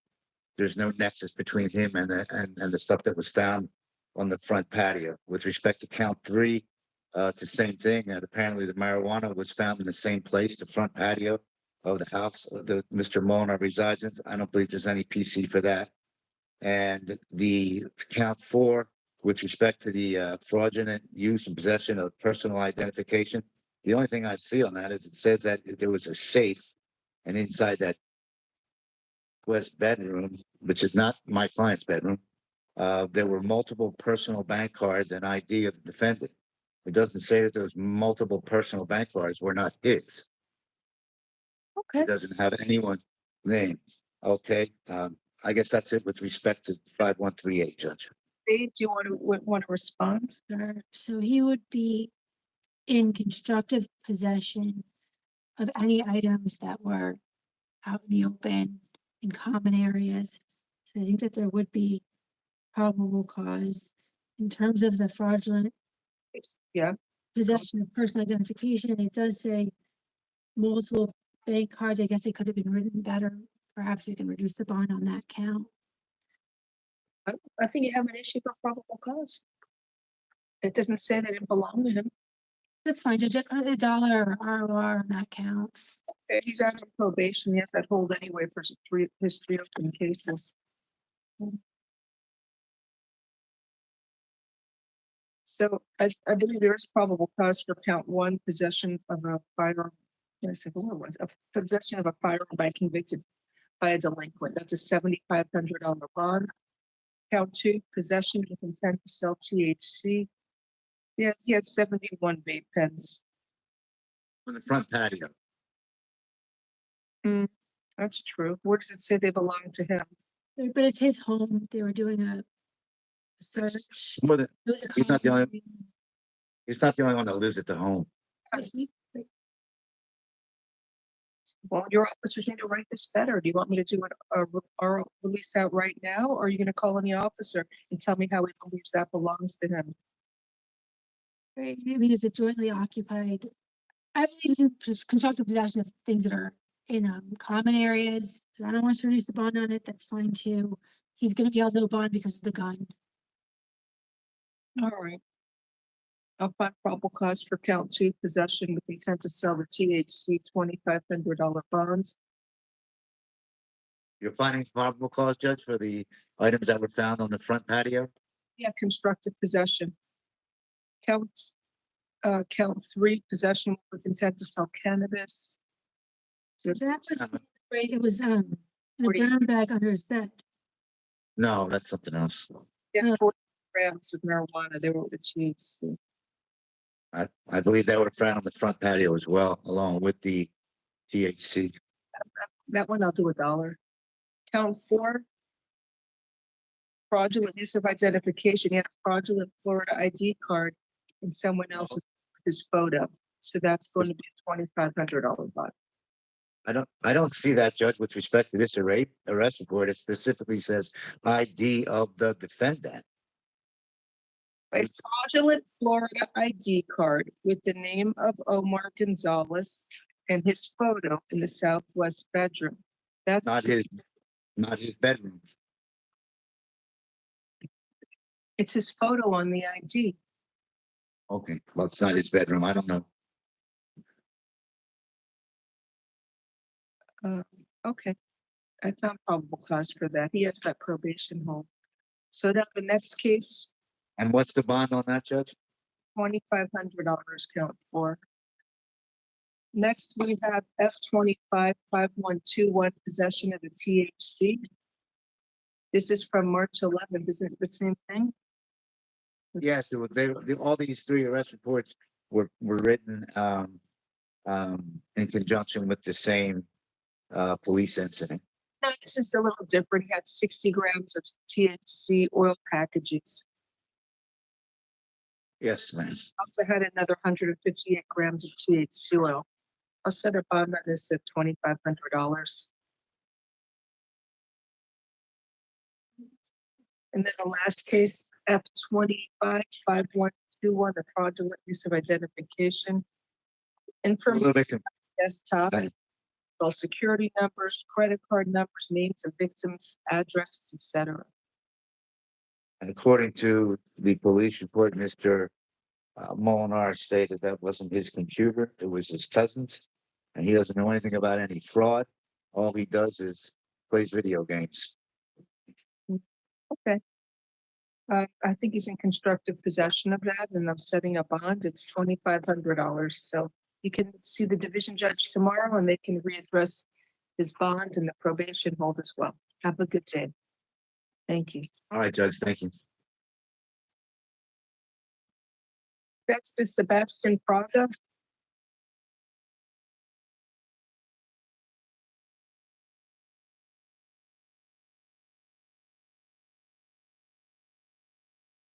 Mr. Fraga is present. He speaks English.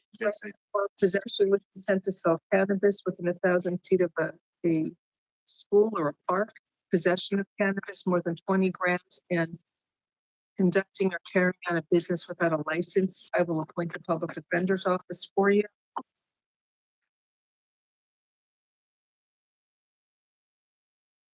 So he's at Flamingo Park soliciting services for full body massages and sale of marijuana and alcohol. And he solicited a 16-year-old at Flamingo Park. You are ordered to stay away from Flamingo Park at 1245 Michigan Avenue in Miami Beach, Florida. You are not allowed to go to that park and you must stay out of there. Do you understand, sir? Yes, ma'am. No. He had 6.6 grams of marijuana on him. What's, I guess it's weird. He was offering free full body massages from his home, and he allows his customers to consume marijuana and alcohol before the massage. And I think that the police became aware of the defendant's presence based upon the defendant soliciting a juvenile. Okay, so there's probable cause for, let's see. Ms. Corey, anything you wish to say?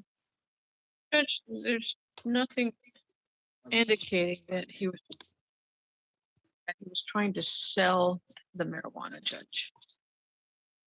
Trying to intend to distribute. Is it a possession? Okay.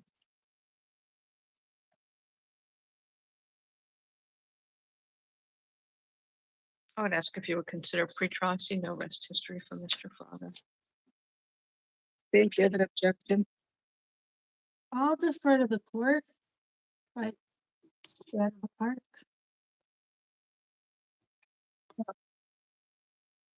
Well, pre-trial. All right, pretrial services alternate bond count one will be $1,500 for possession with intent to distribute marijuana. Count two, possession of cannabis, be $1. Count three, solicitation, I think it's a business without a license, maybe. business without a license, that's $500. Good day, sir.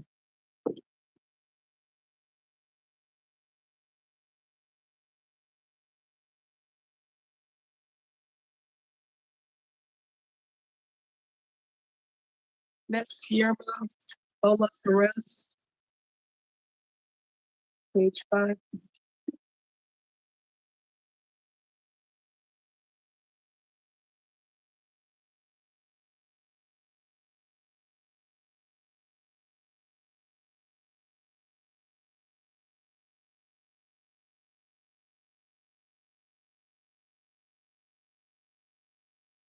Spanish interpreter, please. So you are arrested for 2 counts of criminal mischief. I will appoint the public defender's office for you. Buenas tardes, señor. Usted fue arrestado por 2 cargos de daños a la propiedad, fechoría. Voy a asignarle al abogado de oficio para que lo represente. It had video surveillance that showed what happened. Tenían video de vigilancia que mostró lo que sucedió.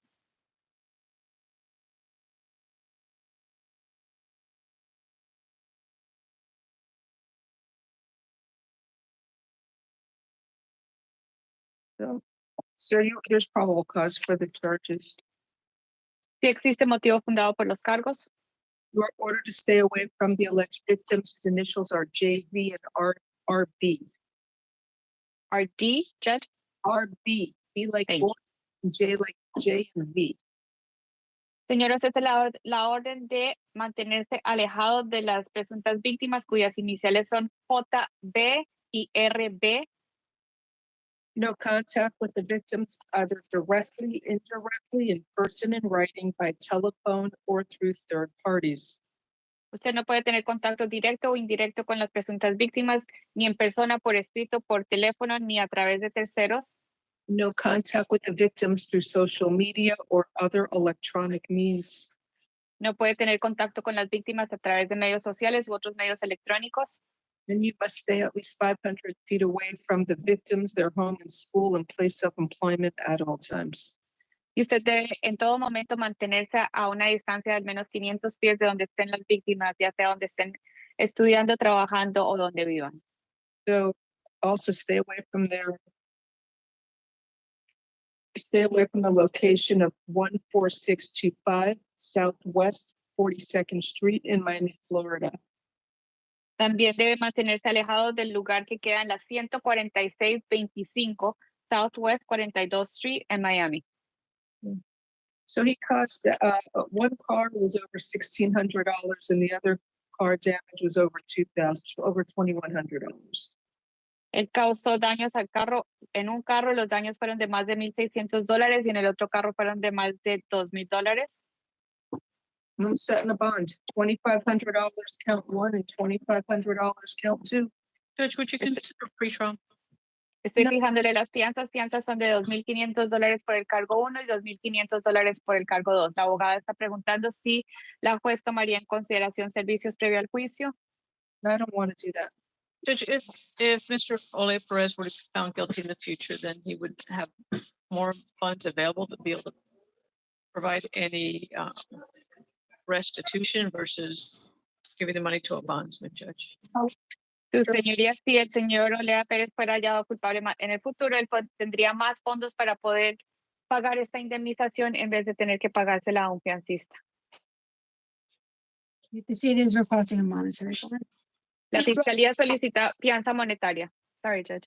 And a Cadillac Escalade, it looks like if he has that, he should be able to afford to pay his bond.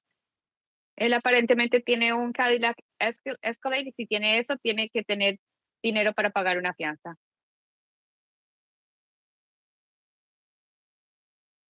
Next, Dennis Chavez, page 5.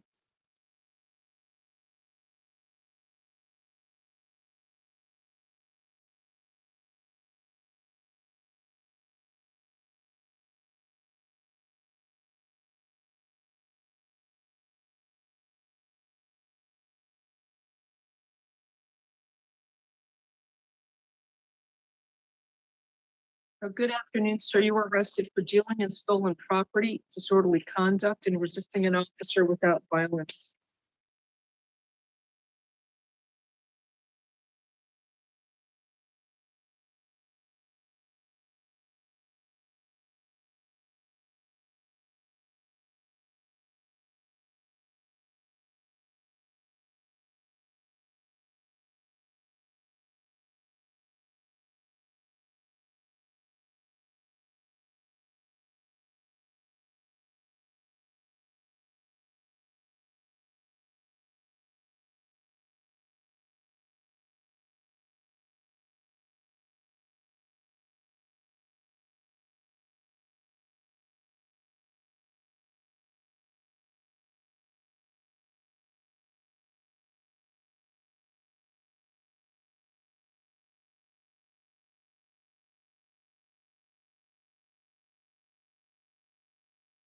Okay, there's probable cause for dealing in stolen property, I guess, because he's in possession of recently stolen property. He's not, there's nothing indicating any sort of dealing or trying to pass it off. Well, the victim was pickpocketed. Judge, that was an incident with the alleged victim, looks like 4 days earlier from Mr. Chavez's arrest. And so he's in possession of the stolen property. Maybe fraudulent possession of personal identification. All right. So unlawful possession of personal identification, count one, it's a $2,500 bond.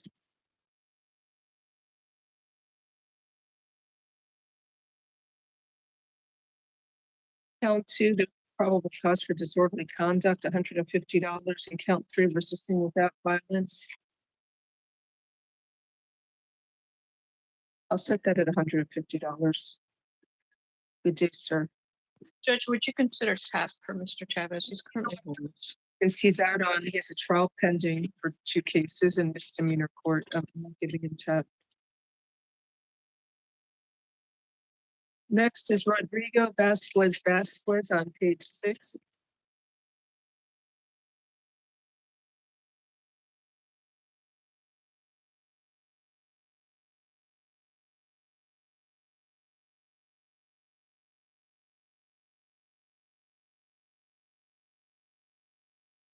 Good afternoon, sir. You were arrested. You were arrested for false imprisonment and domestic battery. I will appoint the public defender's office for you. Buenas tardes, señor. Usted fue arrestado por detención ilegal y por agresión física, violencia intrafamiliar. There is probable cause for the charges. Public defender's office is appointed. Existe motivo fundado por los cargos y se le asigna abogado de oficio para que lo represente. You are ordered to stay away from the alleged victim, whose initials are OMD. A usted se le da la orden de mantenerse alejado de la presunta víctima, cuyas iniciales son OMD. No contact with the victim, either directly, indirectly, in person, in writing, by telephone, or through third parties. No puede tener contacto con esta persona directa o indirectamente, en persona, por escrito, por teléfono o a través de terceros. No contact with the victim through social media or other electronic means. No puede tener contacto con la víctima a través de medios sociales u otros medios electrónicos. And you must stay at least 500 feet away from the victim, her home and school and place of employment at all times. Y usted debe mantenerse a una distancia de al menos 500 pies en todo momento de la víctima, de donde vive, estudia y trabaja. Do not engage in any criminal activity. Do not use or possess illegal drugs. Usted no puede involucrarse en ningún tipo de actividad delictiva, no puede usar o poseer drogas ilegales. Do not use, purchase, possess, or carry a firearm, gun, weapon, or ammunition. Usted no puede usar, comprar, portar o tener armas de fuego, munición, ningún tipo de arma. You must immediately surrender any firearms, ammunition, and any concealed weapons permits to the nearest police department and file a receipt with the court. Usted debe entregar cualquier tipo de arma de fuego o munición o permiso de arma oculta al departamento de policía y entregar un recibo con la secretaría del tribunal. You may return to the victim's residence one time only within 48 hours of your release from jail. Usted puede regresar a la casa de la víctima solamente una vez a las 48 horas después de que lo dejen salir de la cárcel. You must be accompanied by a police officer Tiene que ir escoltado de un oficial de la policía so that you can retrieve your personal clothing, health items, medication, personal and business-related paperwork, and work tools. para que usted pueda retirar sus artículos personales, tales como su ropa, medicamentos, documentos de salud, documentos de trabajo y personales. If you go to the victim's home without the police, or if you stay there, you will be arrested. Si usted va a la casa de la víctima sin la policía o si usted se queda ahí, usted será arrestado. You understand the stay away order, sir? ¿Usted ha entendido la orden de alejamiento, señor? Sí, claro. Yes, of course. You lived here in Miami. ¿Cuánto tiempo lleva viviendo en Miami? 3 años. 3 years. Oh, I did a pretrial. Pretrial services, alternate bond. It will be $1,500 count 1 and 1,000 for count 2. Bien, entonces le voy a dar el programa de servicios previo al juicio. Fianza por el primer cargo es de $1,500. Fianza alterna por el primer cargo es $1,500 y por el segundo es $1,000. Have a nice day. Que tenga buen día.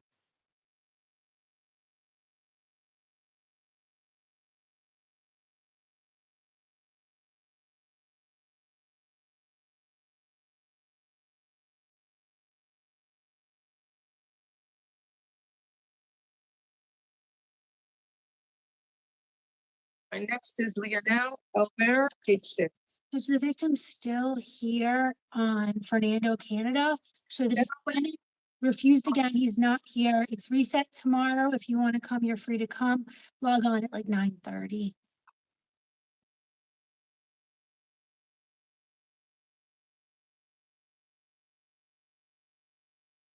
Good afternoon, Mr. Albert. Do you speak English? Yes.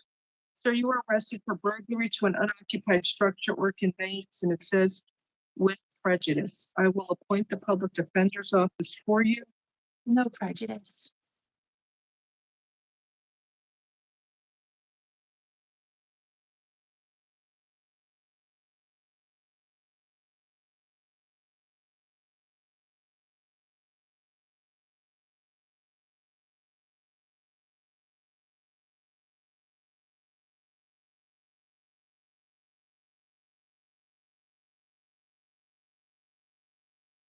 There's probable cause for burglary to an unoccupied structure. So, sir, you are ordered to stay away from the victim, Torno Sabito, at 200 East Flagler Street in Miami, Florida. You are not allowed to go to that business and you must stay away from there. Do you understand, sir? Yes, ma'am. Will pre-trial take him?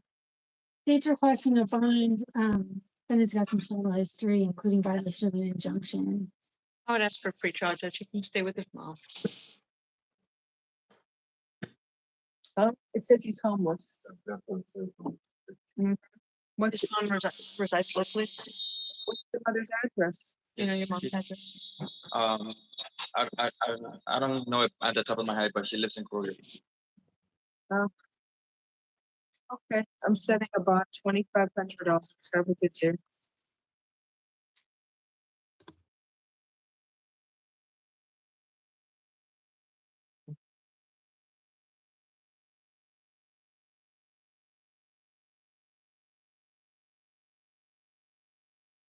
Land call Dela Cruz Diaz, page 6.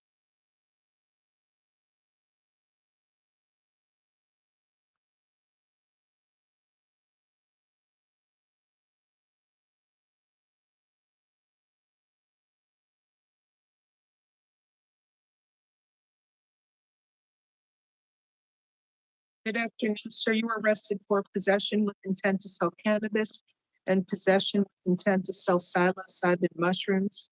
I will appoint the public defender's office for you. There's probable cause. There's a count too. It just says chocolate flavored mushrooms. It doesn't say psilocybin. I know what it is. But anyway, that being said, I'll give him pre-trial. Pre-trial services alternate bonds, $1,000 count 1 and $1,000 count 2. All right, have a nice day.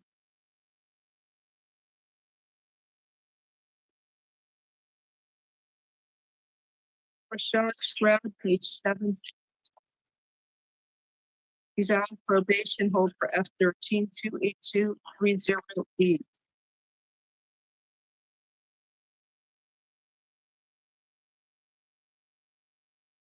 Good afternoon, sir. You were arrested for grand theft of a vehicle. I will appoint the public defender's office for you. Let's see. There's probable cause for the charge for that case. There's another case, driving with the license permanently revoked. I will appoint the public defender's office for you on that one. There's probable cause. You're on probation. There's a hold for F13-28230B. So F25-5130 was a $2,500 bond. And F25-5131 is a $2,500 bond. Have a nice day, sir.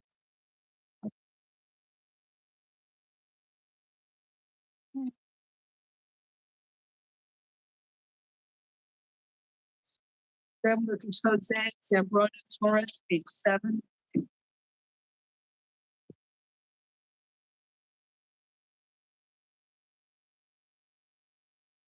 Judge, can we pass him? He's in jail, Raymond. Okay. Jason Krieger, page 7. No, we have Jose Zambrano. He's Oh, here now. Thank you. Spanish, please.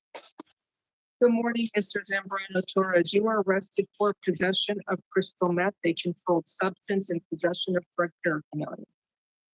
Buenas tardes, usted fue arrestado por tenencia de metanfetamina cristal, una sustancia regulada, y también por la tenencia de parafernalia para el uso de drogas. The public defender's office is appointed for you. Se le ha asignado el abogado de oficio para que lo represente. Now, there's probable cause for count 1 and probable cause for count 2. Existe motivo fundado por el cargo número 1 y motivo fundado por el cargo número 2. Sir, how long have you lived in Florida for? ¿Usted cuánto tiempo lleva viviendo en la Florida? Hace 4 años. Almost 4 years. This came in on 2 bench warrants. Había estado aquí por 2 órdenes de arresto. Corrections, what happened next door? Judge, on M24-28894, he received pretrial alternate 3,000. On the citation AJF-CCCE, he received pretrial alternate 1,000. Oh, that's for pre-trial for this judge. Estaría solicitando la abogada de oficio servicios previo al juicio. Pretrial services alternate bond, $2,500 count 1 and $500 count 2. Have a nice day, sir. Servicios previo al juicio le dieron y confianza alterna de $2,500 por el cargo número 1, $500 por el cargo número 2. Who's the gentleman on Zoom? Sir, what is your name at pretrial? He's muted. Corrections. Judge, that's Mr. Howard from this morning. Oh, okay, thank you. Ms. Corey, anything for Mr. Howard from this morning? What's? Yes, Judge, we did receive a response from the state attorney's office. They're asking for a bond plus house arrest total lockdown. Okay, so I'm sorry, what is his name? This should be, what, is this Mr. Howard or Mr. Mendes? William Howard. William Howard. Howard. Oh, William Howard? No, he's on number 28, Judge. He's third to the end of the calendar. I don't have my. They're talking about Mr. Mendez from the in-state warrant. Mr. Howard's on page 10, Judge. All right, I just have to get the papers. You put battery on a detainee. He was a reset from this morning. And he's in custody on a strong.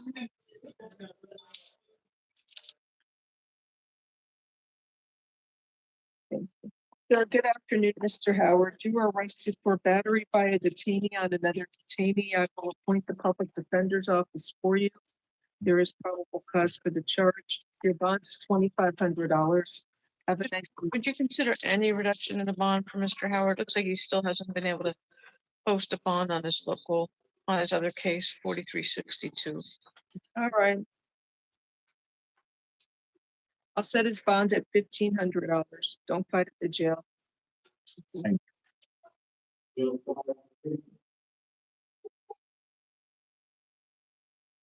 Jason Figueroa, page 7.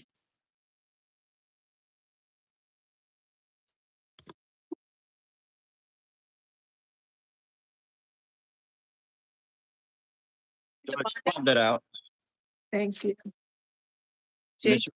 Mr. Leon also bonded out. I'm sorry. You. Come on out.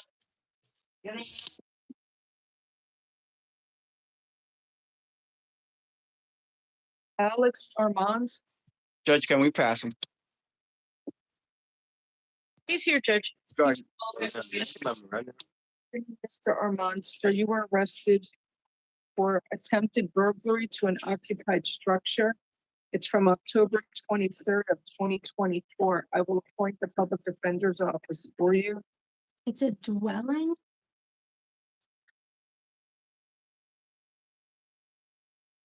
There's probable cause for the charge of attempted burglary to an occupied dwelling. You are ordered to stay away from the alleged victim, whose initials are EM. No contact with the victim, either directly, indirectly, in person, in writing, by telephone, or through third parties. No contact with the victim through social media or other electronic means, and stay at least 500 feet away from the victim's home, school, and place of employment at all times. So I'm gonna set a bond, $5,000. Have a good day.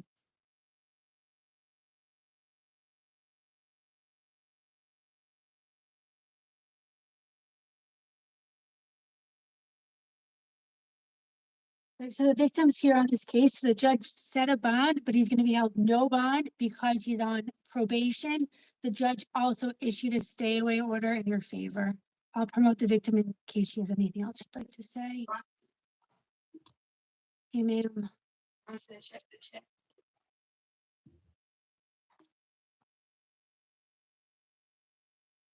Hello. Hey, ma'am. Hi. I wanted to know if I can speak to the judge if possible. Yes, ma'am. How can I help you? Hi, Judge. You and I met about a year ago with Mr. Armin, and I showed him grace, and I said, you know, for him to get help, just to stay away from me, and he didn't follow his probation order.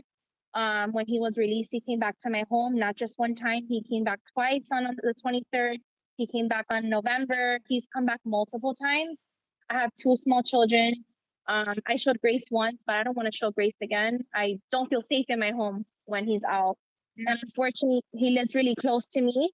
Like I said, I've never met him, but apparently he keeps coming back to my home. So bring him back. Bring him back for Alex Armand. He's here, Judge. Ma'am, there. Hey, ma'am, I need to swear you in. Raise your right hand, please. Do you swear or affirm that the testimony you are about to give will be the truth, the whole truth, and nothing but the truth? If so, say I do. I do. Thank you. What is your, put your hands on. What's your name, please? Elizabeth Martinez. Okay.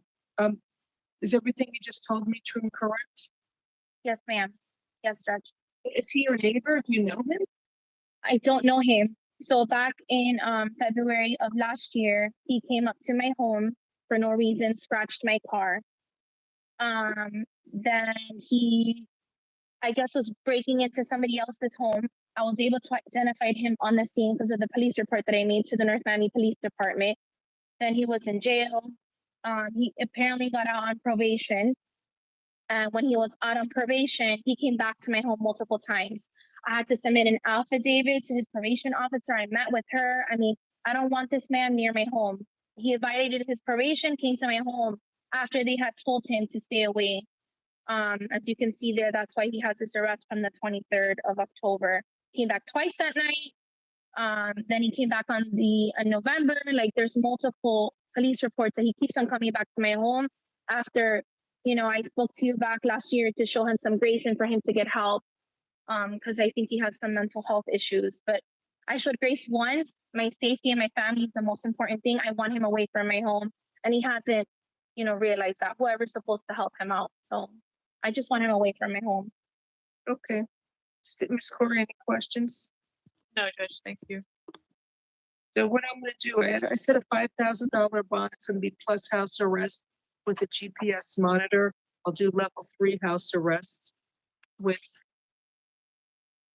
a curfew from 11 PM to 6 AM. So you have to wear an electronic bracelet and stay away from the victim, stay at least 500 feet away from her. Because if you go back to her house and you get rearrested, you'll be locked up in jail until your trial. Thank you, Judge. Plus house arrest. Thank you. All right. Did anything further, ma'am? Contact the state attorney's office and you can speak with the victim witness coordinator. I have. Thank you so much, Judge. I appreciate it. All right, next is Paganini Flortine. Added charge. NBC judge. This Cardiola waives presence. He's got a U.S. Marshals holds and a misdemeanor. Yes, we can want this presence. It's NBC, so appoint the public defender's office, waive presence, bond is $2,500.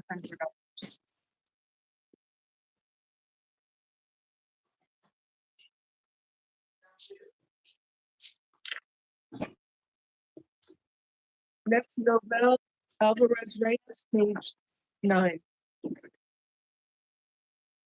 Corrections also added charge.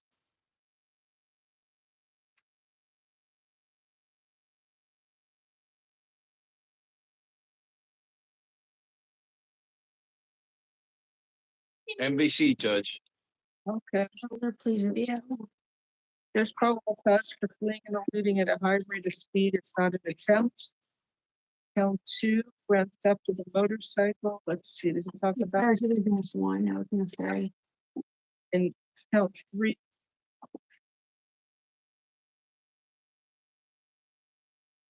No, not count 3. It says that the VIN had been scratched off, the condition was missing. Okay, there's probable cause for count 3 as well.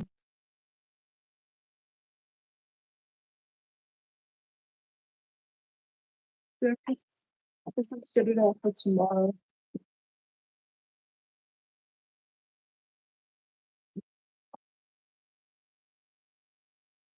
What was the NBC?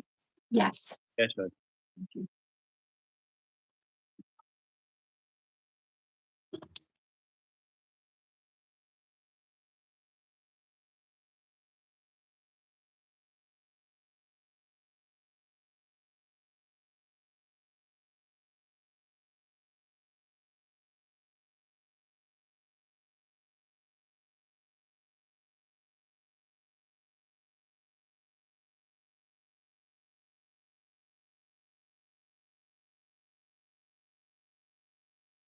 Next case is Fernando Basono. NBC judge. Ms. Cardiola, he only has one case, so if we can reset it. Set it tomorrow on finding probable cause for petty theft, 2 or more convictions.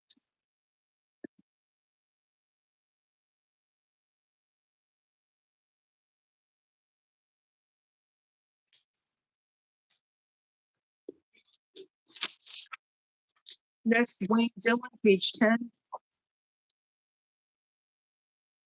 Judge, I believe he refused. We tried to get the body from pretrial, but there was no such luck. Okay, he refused. It was NBC this morning. Reset tomorrow.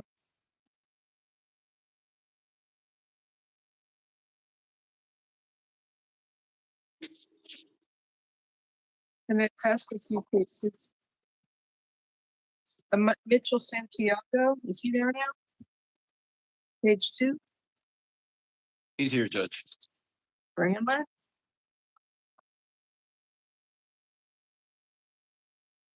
Mr. Santiago is present. He speaks English.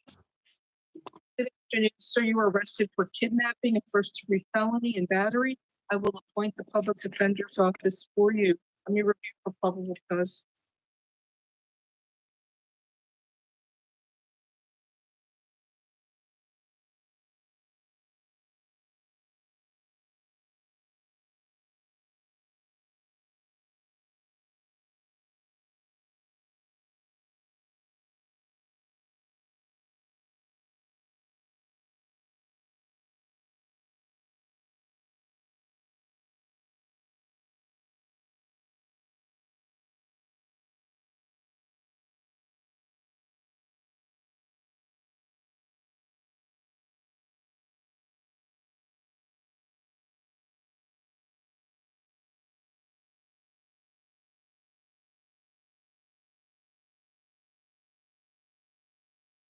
So, sir, I'm gonna enter a stay away order from the alleged victim whose initials are GP.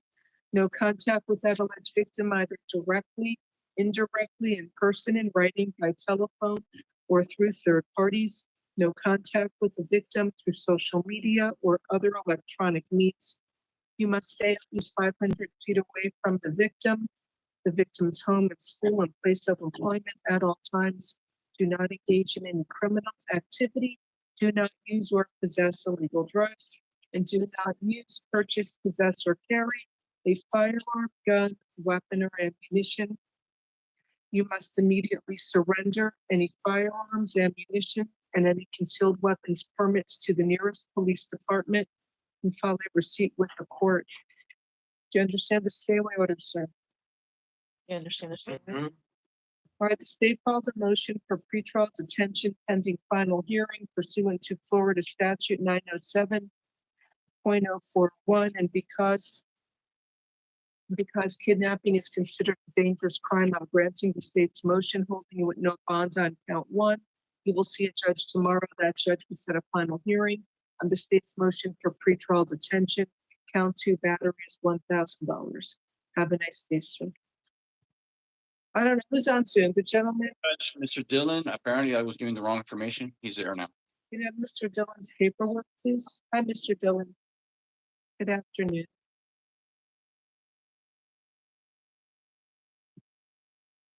Mr. Dillon, you were arrested for battery by a detainee on another detainee. I will appoint the public defender's office. How you doing, Miss Langer?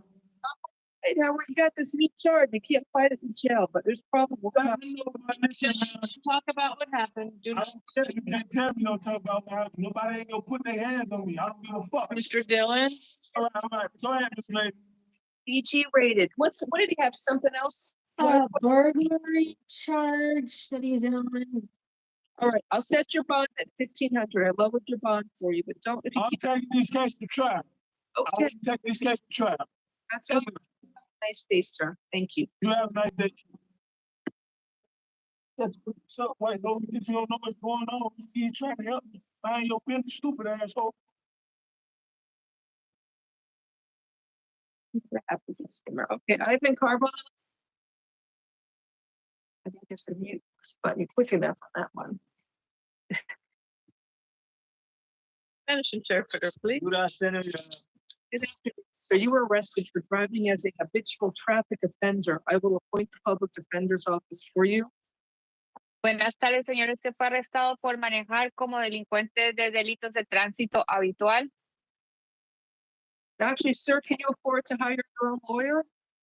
Le voy a asignar el abogado de oficio, pero primero quiero preguntarle si usted tiene los fondos para contratar su propio abogado. No. No. You own your home? ¿Usted es dueño de su casa? No, rent. Okay. No, I rent. You own a vehicle? ¿Usted es dueño de un vehículo? No. No, no. Okay, fine. There's probable cause for the charges. Public defender's office is appointed. Is he eligible for pretrial? He's got a probation warrant on a 2014 case corrections. Does he have a hold on the jail card? Le voy a dar servicios previo al juicio si la fiscalía está de acuerdo, pero la fiscalía está diciendo que tiene una detención por un caso de libertad condicional del 2014. Están preguntando a ver si es así. Yes, Judge, he does have it on the jail card. Huh? He's got 14-8335. Okay, I'm setting a bond. It's $2,500. Have a nice day, sir. Entonces le estoy fijando fianza de $2,500. Que tenga buen día, señor. You said there's a probation for what? Oh, here I have it here. Case number F14-8335. Thank you. It currently has no bond. Thank you. Tiene una detención por un caso de libertad probatoria. Next is Jonathan Salgado, page 4. We'll have that. It's just Salgado. Good afternoon. sir. You were arrested for possession with intent to sell cocaine, possession with intent to sell cannabis. It should be possession of drug paraphernalia, possession of a controlled substance, possession of more than 20 grams of cannabis, possession of a prescription drug without a prescription. I will appoint the public defender's office for you. Let me review for probable cause.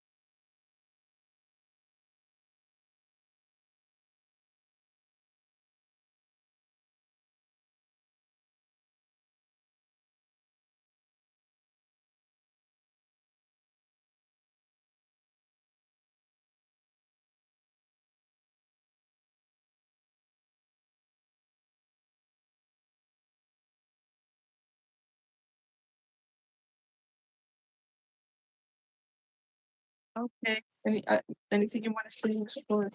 Yes, Judge, I'd ask you to find public cause at best for count one, simple possession of cocaine, indicating it was 3 baggies. With regard to count two, there's no intent to deliver. Judge, 104 grams, which would be probable cause for count 5, but there's nothing indicating he's trying to deliver to anyone. No, count 3 is charged as a felony. It should be a first-degree misdemeanor, drug paraphernalia.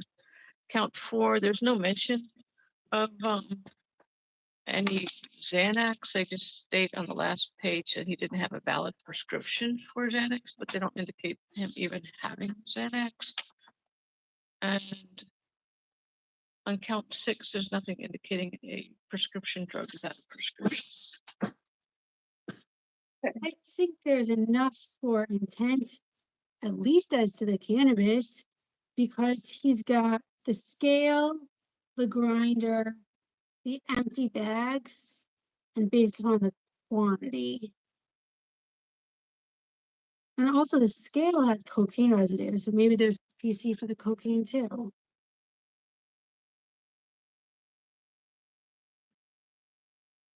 Maybe that's why. Count 1 is probable cause for attempted possession with intent to sell cocaine. It was a traffic stop. He has a scale of cocaine residue. Well, it may be that maybe when you use, you don't want to take too much and you put a little bit on the scale to see how much it is. I wouldn't know about that, but that sounds like a reasonable argument. All right, I'll find count 1, possession of cocaine. That bond's $2,500. Count 2, I think there's enough for possession with intent to sell cannabis. I'll set it at $1,000. Count 3, possession of drug paraphernalia is $500. Count 4, we make a good argument. They do mention Xanax. Is it clear? I don't know. $1 fine on that one, because I see what Ms. Corey is saying. Count 5, possession of more than 20 grams of cannabis is probable cause for that, $1. Count 6, possession of a prescription drug without a prescription, that'll be $1. And that being said, is the So he's got a New York driver's license, and he was extradited earlier this year, probably to New York. Maybe he should go back to New York.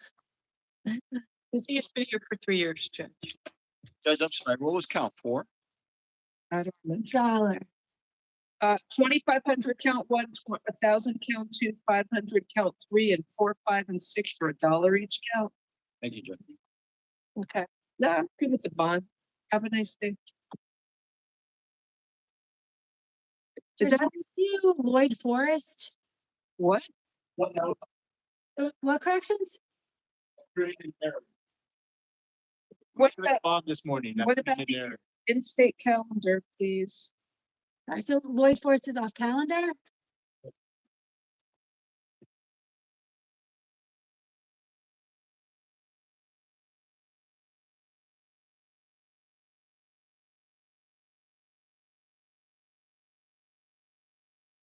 Judge, we have Mr. Mendez and also Ms. Oliver from this morning. Thank you. Mr. Robert Mendez is here. Anything going on? with Ms. Yes, Judge, so, the state attorney's office did respond that they're requesting, a bond plus house arrest of $15,000. The house arrest is a level 1 lockdown, so at this point, he'll have to wait until he goes to Broward. So you're telling me that when The judge who gives you the bond there may not be as harsh as what the state wants.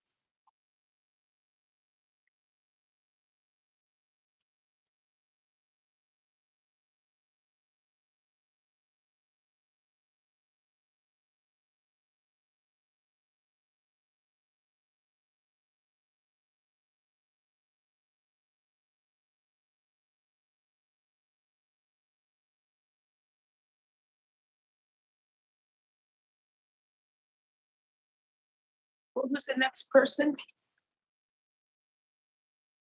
Ms. Oliver from this morning. For that? She's the second one, the Palm Beach. Judge, I'm sorry, he had, Mr. Mendez had 2 counts. Can you? No, you're not touching it. The reset date is March 27th. Thank you. Thank you. Notify him to pick him up.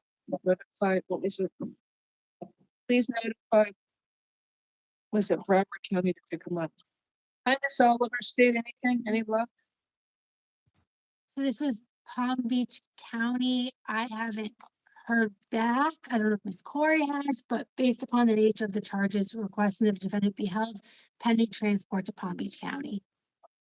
I have not heard back from the state attorney's office, Judge. Is there no way we can reset this for tomorrow to see if maybe?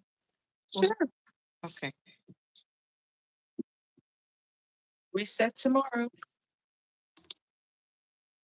That's it for the afternoon calendar. Have a nice day, everyone. See you tomorrow. Bye-bye, Judge. Take care.